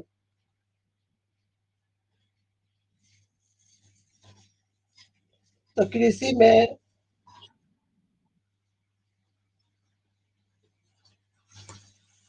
मशीनाइजेशन की बहुत आवश्यकता है। आजकल इंडिया में मशीन मतलब कितना है, लेस देन 50% मशीनाइजेशन हुआ है। इसको बढ़ाना पड़ेगा ना। लेकिन वही डेवलप्ड कंट्री में होगा, जितने भी विकसित देश हैं वहाँ मशीनाइजेशन 90% हो चुका है। तो ज्यादातर काम मशीन से होता है, एक ही आदमी जाके सारा काम कर लेगा, चलाएगा। हाँ, प्रेजेंट में इंडिया में 10-20 साल से कृषि मशीनाइजेशन बढ़ रहा है। आजकल बड़ा किसान है तो उसके पास ट्रैक्टर होता है, लेकिन वही छोटा किसान है तो उसके पास ट्रैक्टर नहीं, वो हसिया से ही काम कर कटने के लिए, जोतने के लिए, सब अपना जो भी है।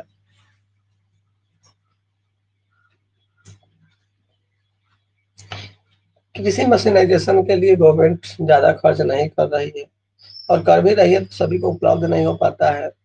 मान लो कि आपको ट्रैक्टर खरीदना है, तो सब्सिडी बेस पर ट्रैक्टर कहाँ मिल रहा है, जाओगे दुकान से खरीदोगे बहुत ज्यादा पैसा लगेगा। और दूसरी बात कि अगर कृषि कर रहे हैं, आपको ट्रैक्टर खरीदना है, तो इंडिया में पॉपुलेशन इतना बढ़ने के कारण लैंड होल्डिंग साइज छोटा होते जा रहा है। छोटा लैंड होल्डिंग होने के कारण दूसरी बात होता है कि उसमें मशीनाइजेशन ज्यादा, मशीन से उतना ज्यादा खेती हो भी नहीं सकता है, ये भी एक समस्या है। अगर मान लो कि बड़ा सा रहता तो ट्रैक्टर तो घुमाने में आसान होता, लेकिन छोटे जमीन में ट्रैक्टर घूमेगा नहीं, बात का। ये सब समस्या बहुत ज्यादा बढ़ रहा है। गांव में जो खेती करने वाला किसान है उसकी संख्या घटती जा रही है। तो क्या होता है, लोग कृषि छोड़कर नौकरी की तरफ जा रहे हैं। सब बात समझ में आ रहा है ना।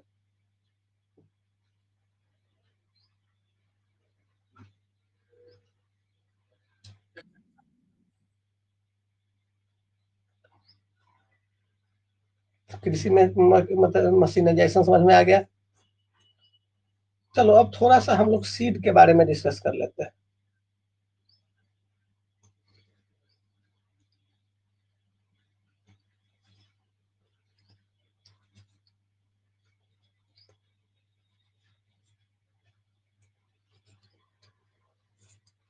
सीड डेवलपमेंट के बारे में देखो, खेती करने के लिए क्या होना चाहिए। पहला चीज, जमीन के साथ सीड होना चाहिए। लैंड होगा तभी खेती होगा, उस पर सीड डालेंगे, बीज डालेंगे तभी ही खेती होगा।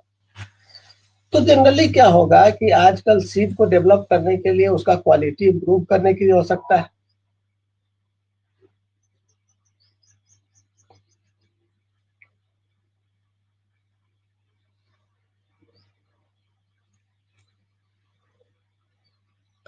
तो इंडिया में क्या है कि एक बार क्वालिटी वाला सीड की कमी है, क्योंकि लेकिन फिर भी अब सुधार हुआ है। जैसे अभी तुम लोग पूसा एग्रीकल्चर का नाम सुने हो, पूरे इंडिया में इसका बहुत फेमस नाम है, पूसा एग्रीकल्चर। एक संस्था होता है।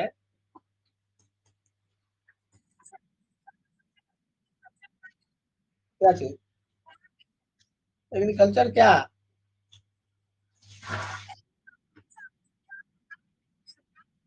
अरे सबसे बड़ा नहीं, एग्रीकल्चर में क्या है? एग्रीकल्चर इंडिया में तो सब जगह खेती होता है, लेकिन एग्रीकल्चर मार्केट की, एग्रीकल्चर का रिसर्च सेंटर, एग्रीकल्चर यूनिवर्सिटी।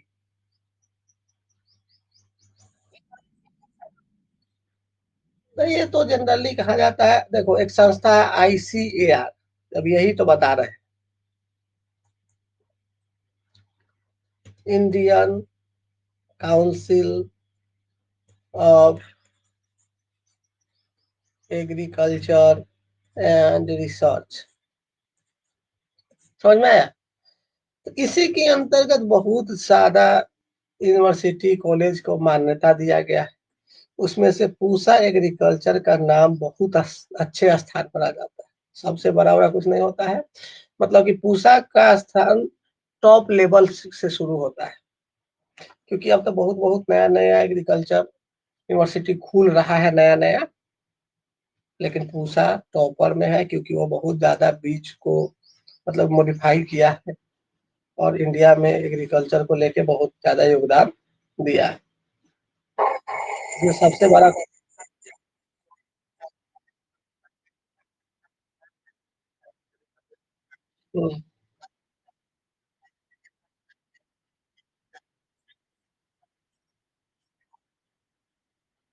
हम्म, ये सब तो करेंट में आता है।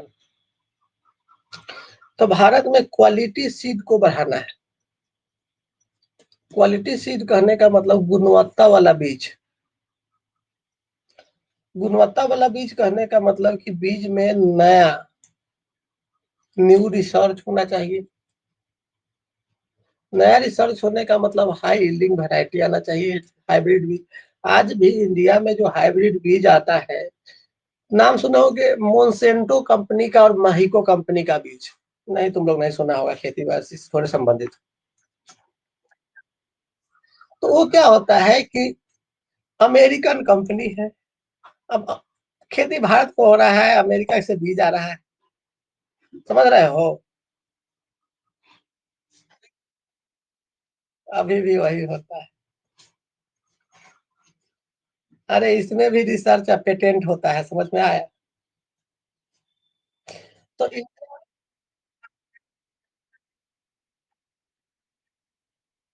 इंडिया करता क्या है? इंडिया तो वही काम करता है, कॉपी करता है।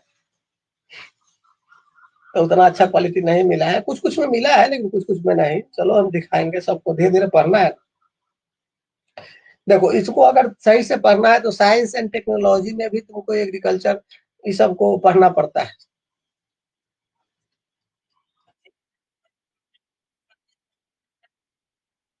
साइंस टेक में पढ़ लो, यहाँ पर थोड़ा नाम सुन लेना, वहां पढ़ना। चलो, तो क्वालिटी सीट पर रिसर्च की बहुत ज्यादा जरूरत है, और पर्याप्त है, वहां पर रिसर्च नहीं हो रहा है, होना चाहिए। दूसरा, इंडिया में एक और है बहुत बड़ा इम्पोर्टेंट चुनौती, एक प्रकार से बना हुआ है, कि जो स्मॉल फार्मर है, जो मार्जिनल फार्मर है, मार्जिनल फार्मर को हाई कॉस्ट पर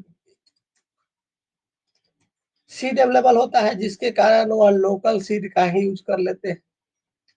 और लोकल सीड का यूज करेंगे तब प्रोडक्शन क्या हो जाएगा? डिक्रीज हो जाएगा।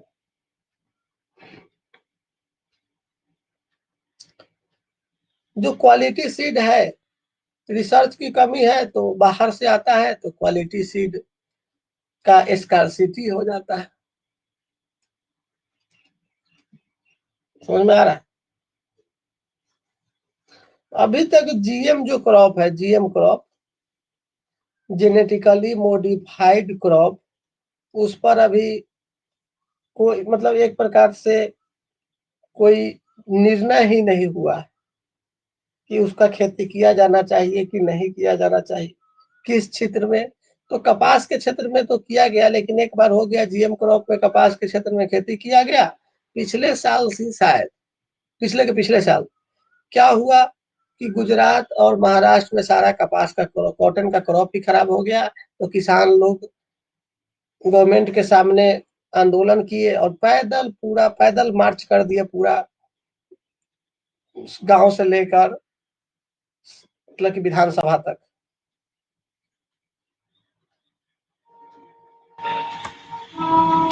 तो फाइनली क्या हुआ कि गुणवत्ता का अभाव है, अवेलेबिलिटी कम है, भारत में टेक्नोलॉजी का अभाव है, कृषि से संबंधित सीड डेवलपमेंट से, है ना। और जीएम क्रॉप जो आया है उसको कहा जाता है कि उसको खाइएगा तो रोग फैल जाएगा, तो जोखिम की संभावना है। तो सीड को डेवलप करने की है, उसका निगेटिव इम्पैक्ट है जीएम क्रॉप का, इसलिए बोल रहे हैं ये है, तो इसमें कहना क्या है। तो बीज के बारे में समझ में आ गया।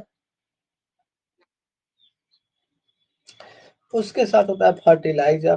खेती करने के लिए क्या होना चाहिए?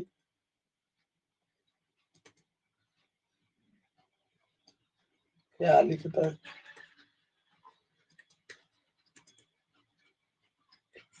फर्टिलाइजर को हिंदी में कहते हैं उर्वरक। अब देखो, बिना फर्टिलाइजर का खेती कीजिएगा तो प्रोडक्शन कम होगा। याद है 1960 के बाद, मतलब 1960-70 के बीच में क्या आया?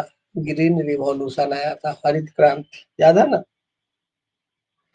उसी समय से फर्टिलाइजर का यूज बढ़ना शुरू हो गया। फर्टिलाइजर कंजम्पशन क्या हो गया? इंक्रीज हो गया। तो सरकार को हुआ कि जैसे कंजम्पशन बढ़ रहा है तो महंगा है तो इसको सब्सिडी दो। ये पढ़ा हुआ है तो आप लोग का। आज जो है फर्टिलाइजर सब्सिडी इतना ज्यादा दिया जाता है कि टोटल जो एग्रीकल्चर सब्सिडी है ना, एग्रीकल्चर एग्रीकल्चर से जो जीडीपी बनता है उसका अप्रोक्स 10% सब्सिडी सिर्फ फर्टिलाइजर सब्सिडी होता है। फिर भी आजकल एग्रीकल्चर के प्रोडक्शन में ज्यादा वृद्धि नहीं हो रहा है। फर्टिलाइजर में क्या यूज करते हैं? तो एक होता है एनपीके, हम बताए थे आप लोग।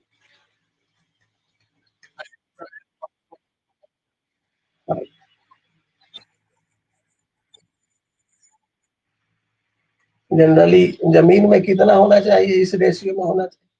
जैसे यूरिया देखते हो, यूरिया यूरिया में 46% नाइट्रोजन होता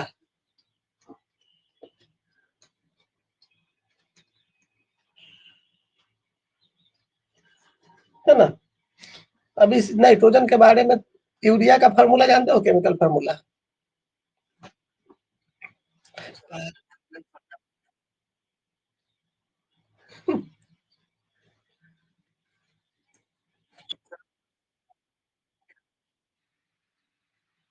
शायद यही होता है, सीओ एंड सीओ, है ना।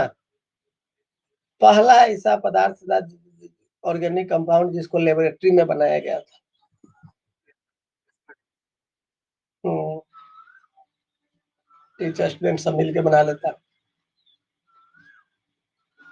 और नाम हो गया टीचर का बेकार, लड़का सब का बेकार हो गया। चलो,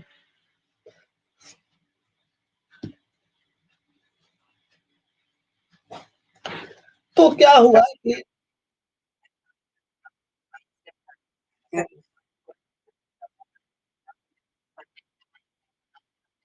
चलो आगे देखते हैं। हो गया। यहाँ पर एक बात होता है, जो ग्रीन रिवोल्यूशन आया उसके बाद जनरली, मतलब कि सब इतना ज्यादा फर्टिलाइजर का यूज होना शुरू हुआ कि उसमें बहुत ज्यादा प्रॉब्लम आ गया, मतलब कि अनबैलेंस्ड हो गया हमारा। ज्यादातर खेती किस पर, यूरिया पर निर्भर होने लगा।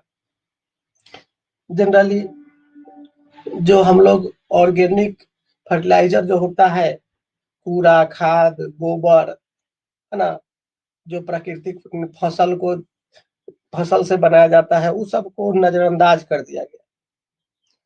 यहाँ तक कि एक सिस्टम होता है क्रॉप रोटेशन। जिसको हम लोग बोलते हैं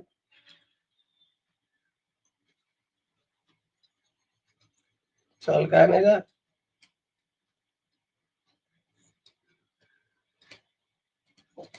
फसल चक्र, थोड़ा सा मोटा कर,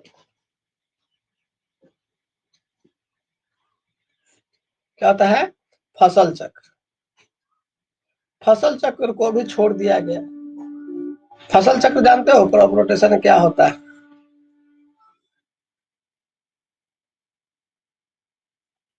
नहीं, अब बताते हैं। मतलब कि एक साल में अगर खेती करते हैं, देखो, तो पहले एक सीजन में व्हीट, पैडी,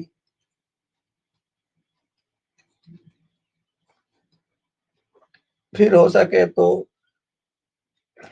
पैडी के बीच में एक पल्सेज की खेती कर दो।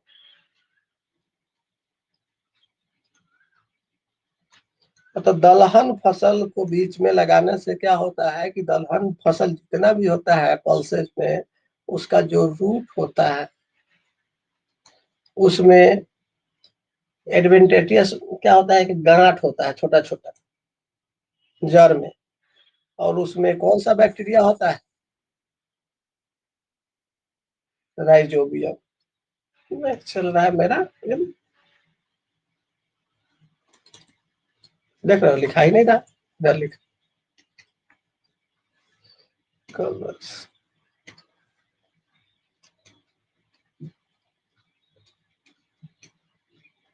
तो राइजोबियम होता है, तो उससे क्या होता है?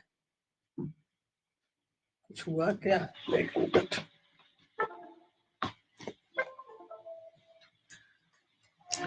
राइजोबियम बैक्टीरिया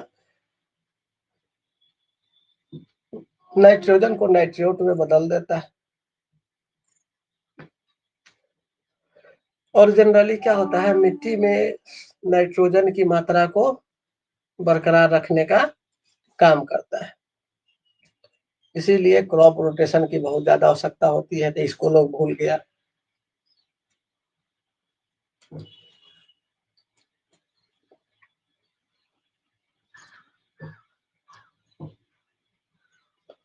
अगर जो सब्सिडी पर जो खाद मिलता था उसका यूज करने लगा लोग नॉन एग्रीकल्चर प्रैक्टिस करने।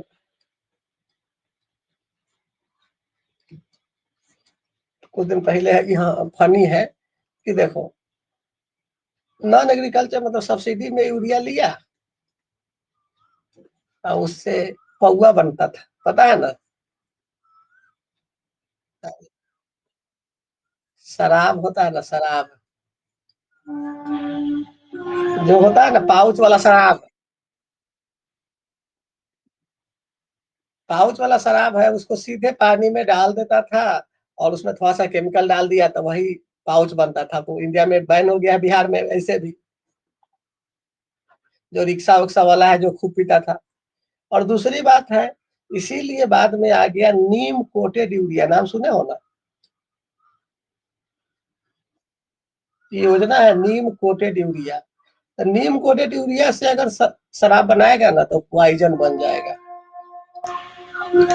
इसी से बचने के लिए इसका यूज किया गया, नीम कोटेड यूरिया नाम रख दिया। कुछ बराबरे होता है लेकिन सिर्फ उसमें ऐसा केमिकल मिला दिया गया कि उसको, उससे बना हुआ शराब पिएगा तो मर जाएगा। समझ, वैसा कर दिया, है ना? जिसके कारण अब यूरिया का इस पर्पस में यूज कम गया, तो थोड़ा एग्रीकल्चर प्रैक्टिस में ज्यादा होगा। तो फिर भी देख रहे हो कि एक नॉन एग्रीकल्चर प्रैक्टिस में यूरिया का प्रयोग किया जा रहा है, क्योंकि सब्सिडी पर खरीद लिया। ऐसे यूरिया खरीदेगा तो 5,000 रुपये बोरा पड़ेगा, तो समझ रहे हो कितना महंगा हो जाएगा। इसके इसके लिए, है ना, इतना ज्यादा फर्टिलाइजर का प्रयोग किया जाने लगा कि जो सॉइल पॉल्यूटेड होने लगा। ये सब भी बड़ी बात, मतलब कि सॉइल फर्टिलिटी डिक्रीज कर गई।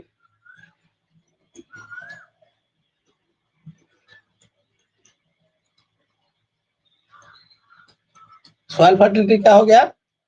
डिक्रीज हो गया।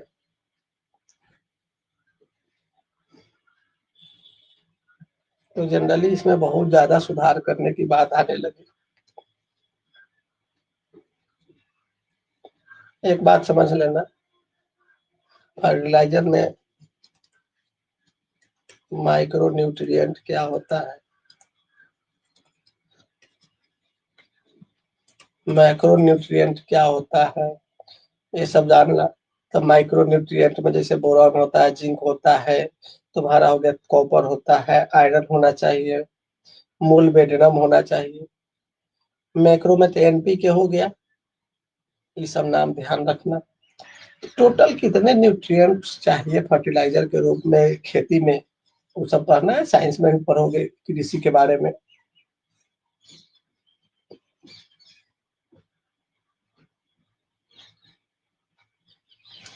तो कह सकते हैं कि भारत में ऐसी स्थिति है, 70% ऐसा भारतीय सॉइल है जहां ऑर्गेनिक कार्बन की कमी है। तो क्या करना पड़ेगा आपको, मिट्टी की सेहत को बरकरार रखने के लिए केमिकल फर्टिलाइजर के जगह पर आपको बायो फर्टिलाइजर का प्रयोग करना होगा।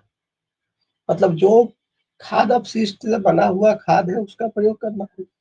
वर्मी कंपोस्ट का नाम सुने होंगे। आजकल कूड़ादान बनाया जाता है, जो शहर में कूड़ा लेने वाला आता है तो उसमें दो होता है, एक गीला के लिए अलग, एक सूखा के लिए अलग।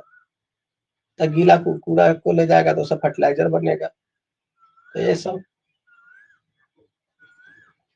इसी के लिए सॉइल हेल्थ कार्ड स्कीम आया।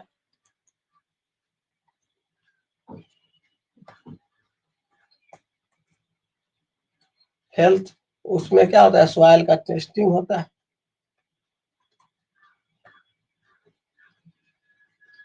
देखो अगर किसान है तो क्या होता है कि सॉइल के लिए आजकल देखोगे भारत सरकार की जो ये सब कृषि वाला डिपार्टमेंट होता है ना, वो कलेक्टेरिएट के आसपास जाओगे तो झक मारते रहता है।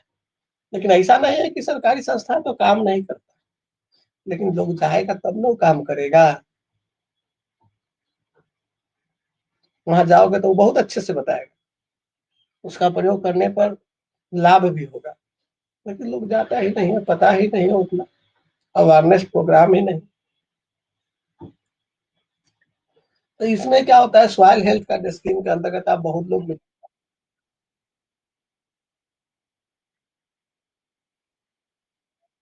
हाँ तो डीए में अवेयरनेस करे तो लोग पढ़ेगा, नहीं तो अवेयरनेस फैलाना पड़ेगा।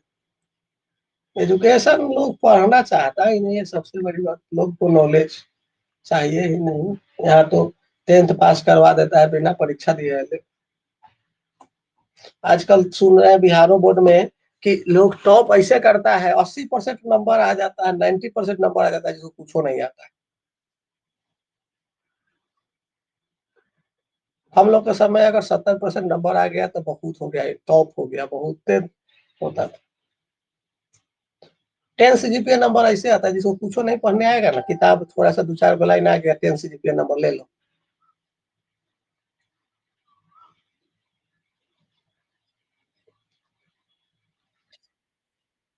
क्या मतलब, नहीं तो जो हम स्थिति है इंडिया की जो हम बता रहे हैं, जो जिस प्रकार से हमारे देश में हो रहा है सब चीज, बिना पढ़ ले डिग्री बांट दो। ऑनलाइन पढ़ाई मतलब कि स्कूल में भी होता है आजकल।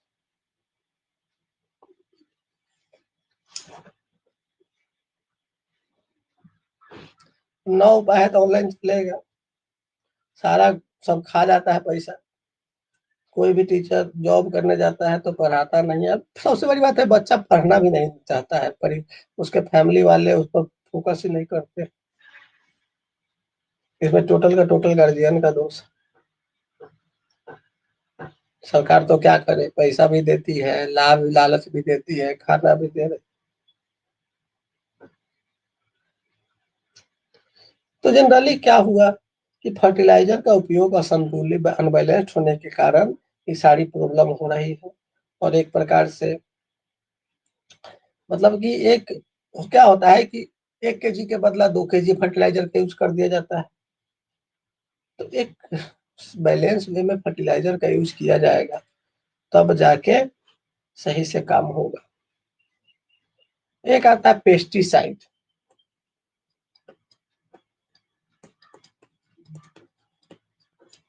पेस्टिसाइड्स क्या होता है? कीटनाशक।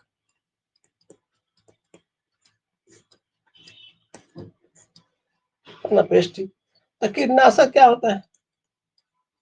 जैसे फसल में कीड़ा लग जाता है, चूहा होता है, तो जनरली कहा जाता है कि 15 से 25% तक फसल को कीटनाशक नुकसान करते हैं। तो इसके लिए आज पेस्टिसाइड का यूज बढ़ने लगा है। फिर भी दूसरे देश के मुकाबला इंडिया में पेस्टिसाइड का यूज बहुत कम होता है। प्रेजेंट में अगर पर हेक्टेयर अगर देखा जाए तो 0.5 kg पर हेक्टेयर यूज होता है इंडिया में।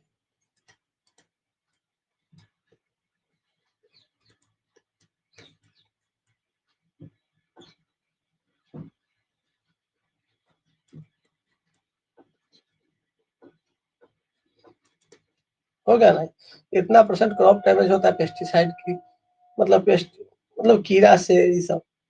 तो इसके जगह लिए क्या किया जाता है? पेस्टिसाइड का यूज किया जाए। और पेस्टिसाइड इंडिया में क्या रेशियो चल रहा है? यूरोप में तो 2.5 kg तक चलता है, जापान में 12 kg तक चलता है, और कोरिया इस सब में 6 साढ़े 6। तो बिना पेस्टिसाइड के यूज किए जनरली क्या होगा? फसल खराब हो जाएगा। लेकिन पेस्टिसाइड के इस्तेमाल से एक और बात होता है कि ज्यादा पेस्टिसाइड का यूज कीजिएगा तो फूड में, भोजन में आपका एक पॉइजनस की मात्रा बढ़ जाता है। तो पेस्टिसाइड के उपयोग के मामले में किसानों के बीच अवेयरनेस प्रोग्राम चलाया जाना चाहिए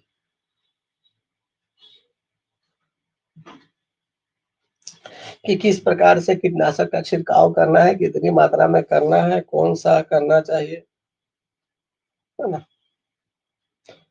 मतलब फूड पॉइजनस को भी कंट्रोल में रखना पड़ेगा, नहीं तो फूड पॉइजन में तो नया बीमारी होगा तो बहुत ज्यादा समस्या हो। मतलब ऐसा ऐसा मशीन आना चाहिए कि छिड़काव करने समय सिर्फ उतना ही मात्रा में सही से पौधे को उपलब्ध हो, उतना पेस्टिसाइड का यूज। तो पेस्टिसाइड के बारे में समझ में आ गया। आजकल एक नया टर्म बहुत फेमस हो गया, फार्मर सुसाइड।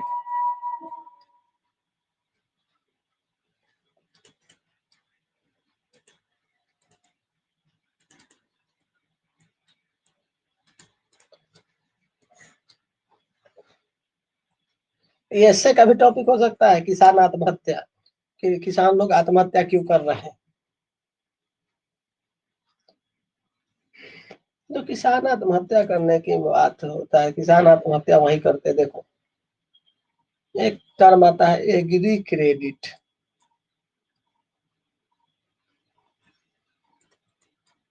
क्रेडिट का मतलब समझते हो ना, कि किसान क्या करता है कि बहुत बड़ा बड़ा जो किसान होता है लोन लेके खेती करता है। लोन लेके खेती करता है तो क्या हो गया, बहुत ज्यादा इन्वेस्टमेंट किया, मशीन खरीदा, कुछ कुछ किया, पूंजी उपलब्ध हुआ, और फाइनली उसको हुआ क्या? वो तो खेती किया लेकिन उसका प्रोडक्शन इतना ज्यादा नहीं हुआ कि फाइनली क्या कर पाए, बेचकर वो अपना लोन को चुका पाए। मतलब किसान का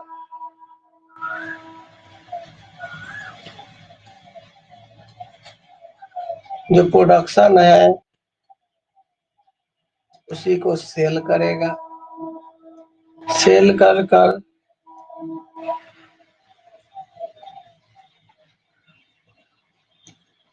लोन चुकाएगा। अगर मान लो कि ज्यादा भी प्रोडक्शन हो गया तो भी उसको मार्केट में नहीं बेच पाएगा।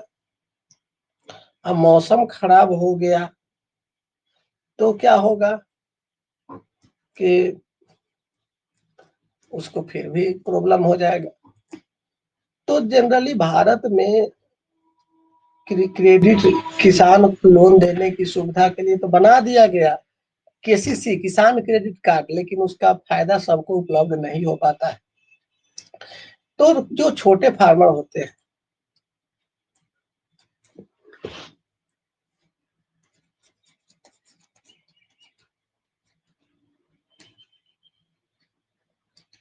वह क्या करते हैं, किसी बिचौलिया से, साहूकार से अपना लोन लेते हैं। मान लो कि कभी कभी गांव के जो किसान लोग होते हैं ना, वह सीजन आता है तो किसी से उधार पैसा ले लेते हैं, साहूकार से, जो इनफॉर्मल वे में लोन देता है।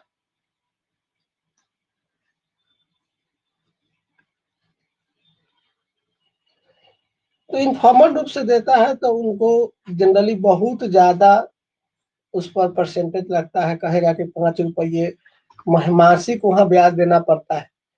तो जनरली क्या हो गया, 12, 25, 60, 60% एक साल में उसको उसका इंटरेस्ट देना पड़ेगा।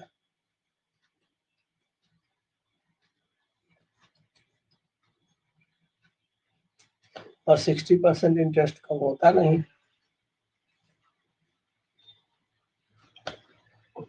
अगर नहीं दिया तो जबरदस्ती उनका शोषण किया जाता है। किसके द्वारा? साहूकार लोगों के द्वारा शोषण हो रहा है।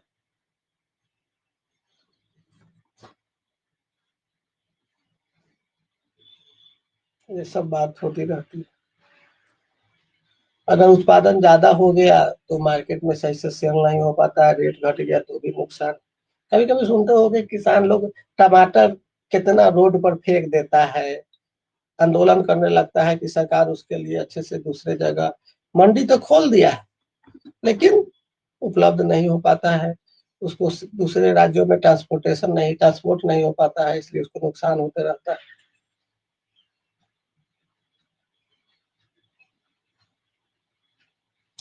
तो जनरली जो एग्रीकल्चर क्रेडिट है ना, वो फार्मर सुसाइड का मेन कारण बन के रह गया। मतलब कि किसान की आत्महत्या का लगभग 35 से 40% के बीच मौत इसलिए होता है, आत्महत्या इसलिए करता है कि साहूकार लोग खलनायक के रूप में उसके सामने आ जाते हैं। पैसा तो देगा, लेकिन सीजन में मारपीट के सुनने लगेगा। तो ये भी एक बहुत इम्पोर्टेंट कारण है किसान की आत्महत्या करने।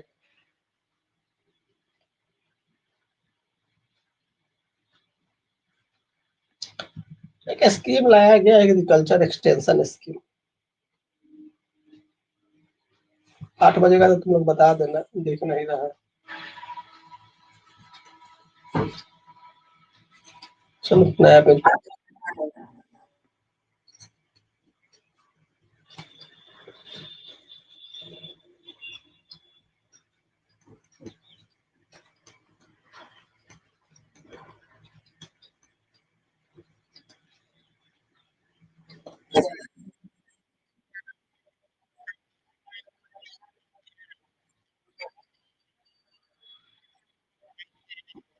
चलो आगे देखो। तो एग्रीकल्चर एक्सटेंशन स्कीम क्या?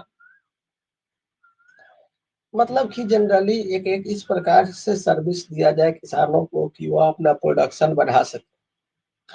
मतलब एग्रीकल्चर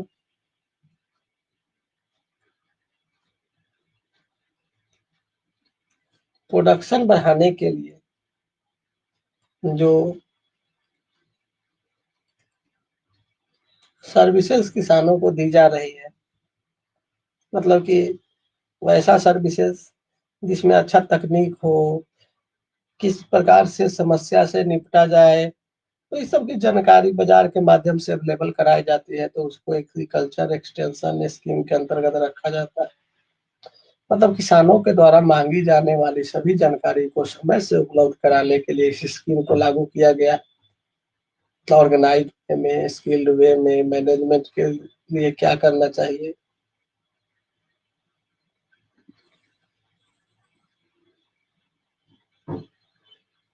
इंडिया में एक वन स्टॉप शॉप की जरूरत है।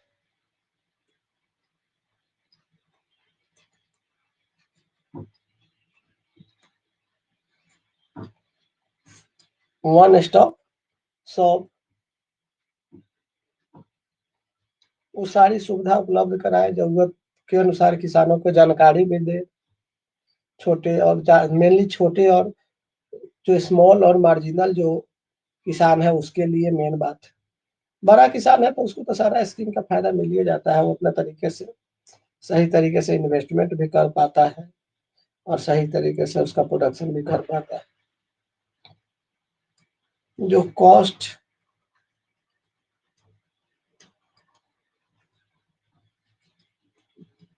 इनपुट कॉस्ट और फाइनली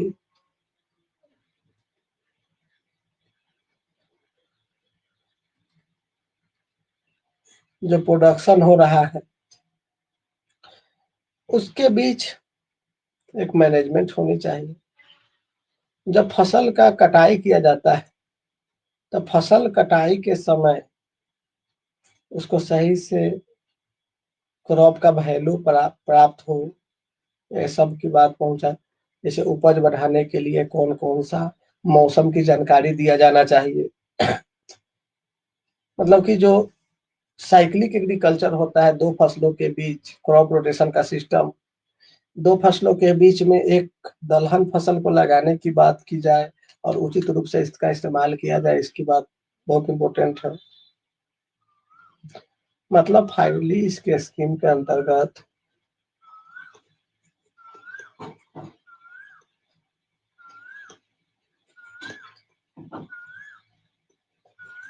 इंटरनेट या सीधा लिखो ना आईटी का प्रयोग करना, इंफॉर्मेशन टेक्नोलॉजी का उपयोग किया जाए तो ये सही है। तो इसके लिए बहुत ज्यादा सरकार की संस्था है लेकिन काम नहीं करता है।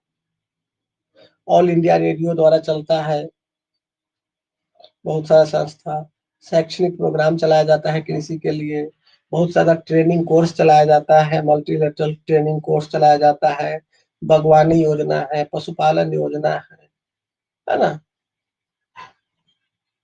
एक बनाया गया है national centre for management of agriculture extension, ये सब चीज बनाया गया है। जैसे एक कब टर्म आता है तुम लोग को, आपको थोड़ा सा बताते हैं।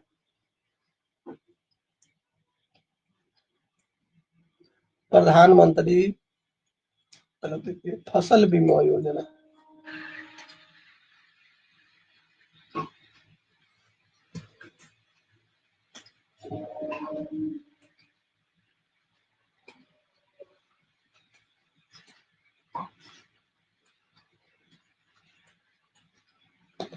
क्या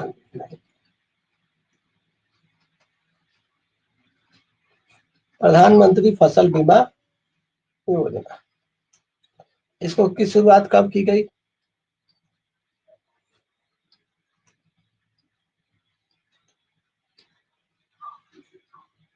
जनवरी 2016 में। तो देखो, अब ऐसे जितना भी योजना है उस सबको पढ़ना पड़ेगा,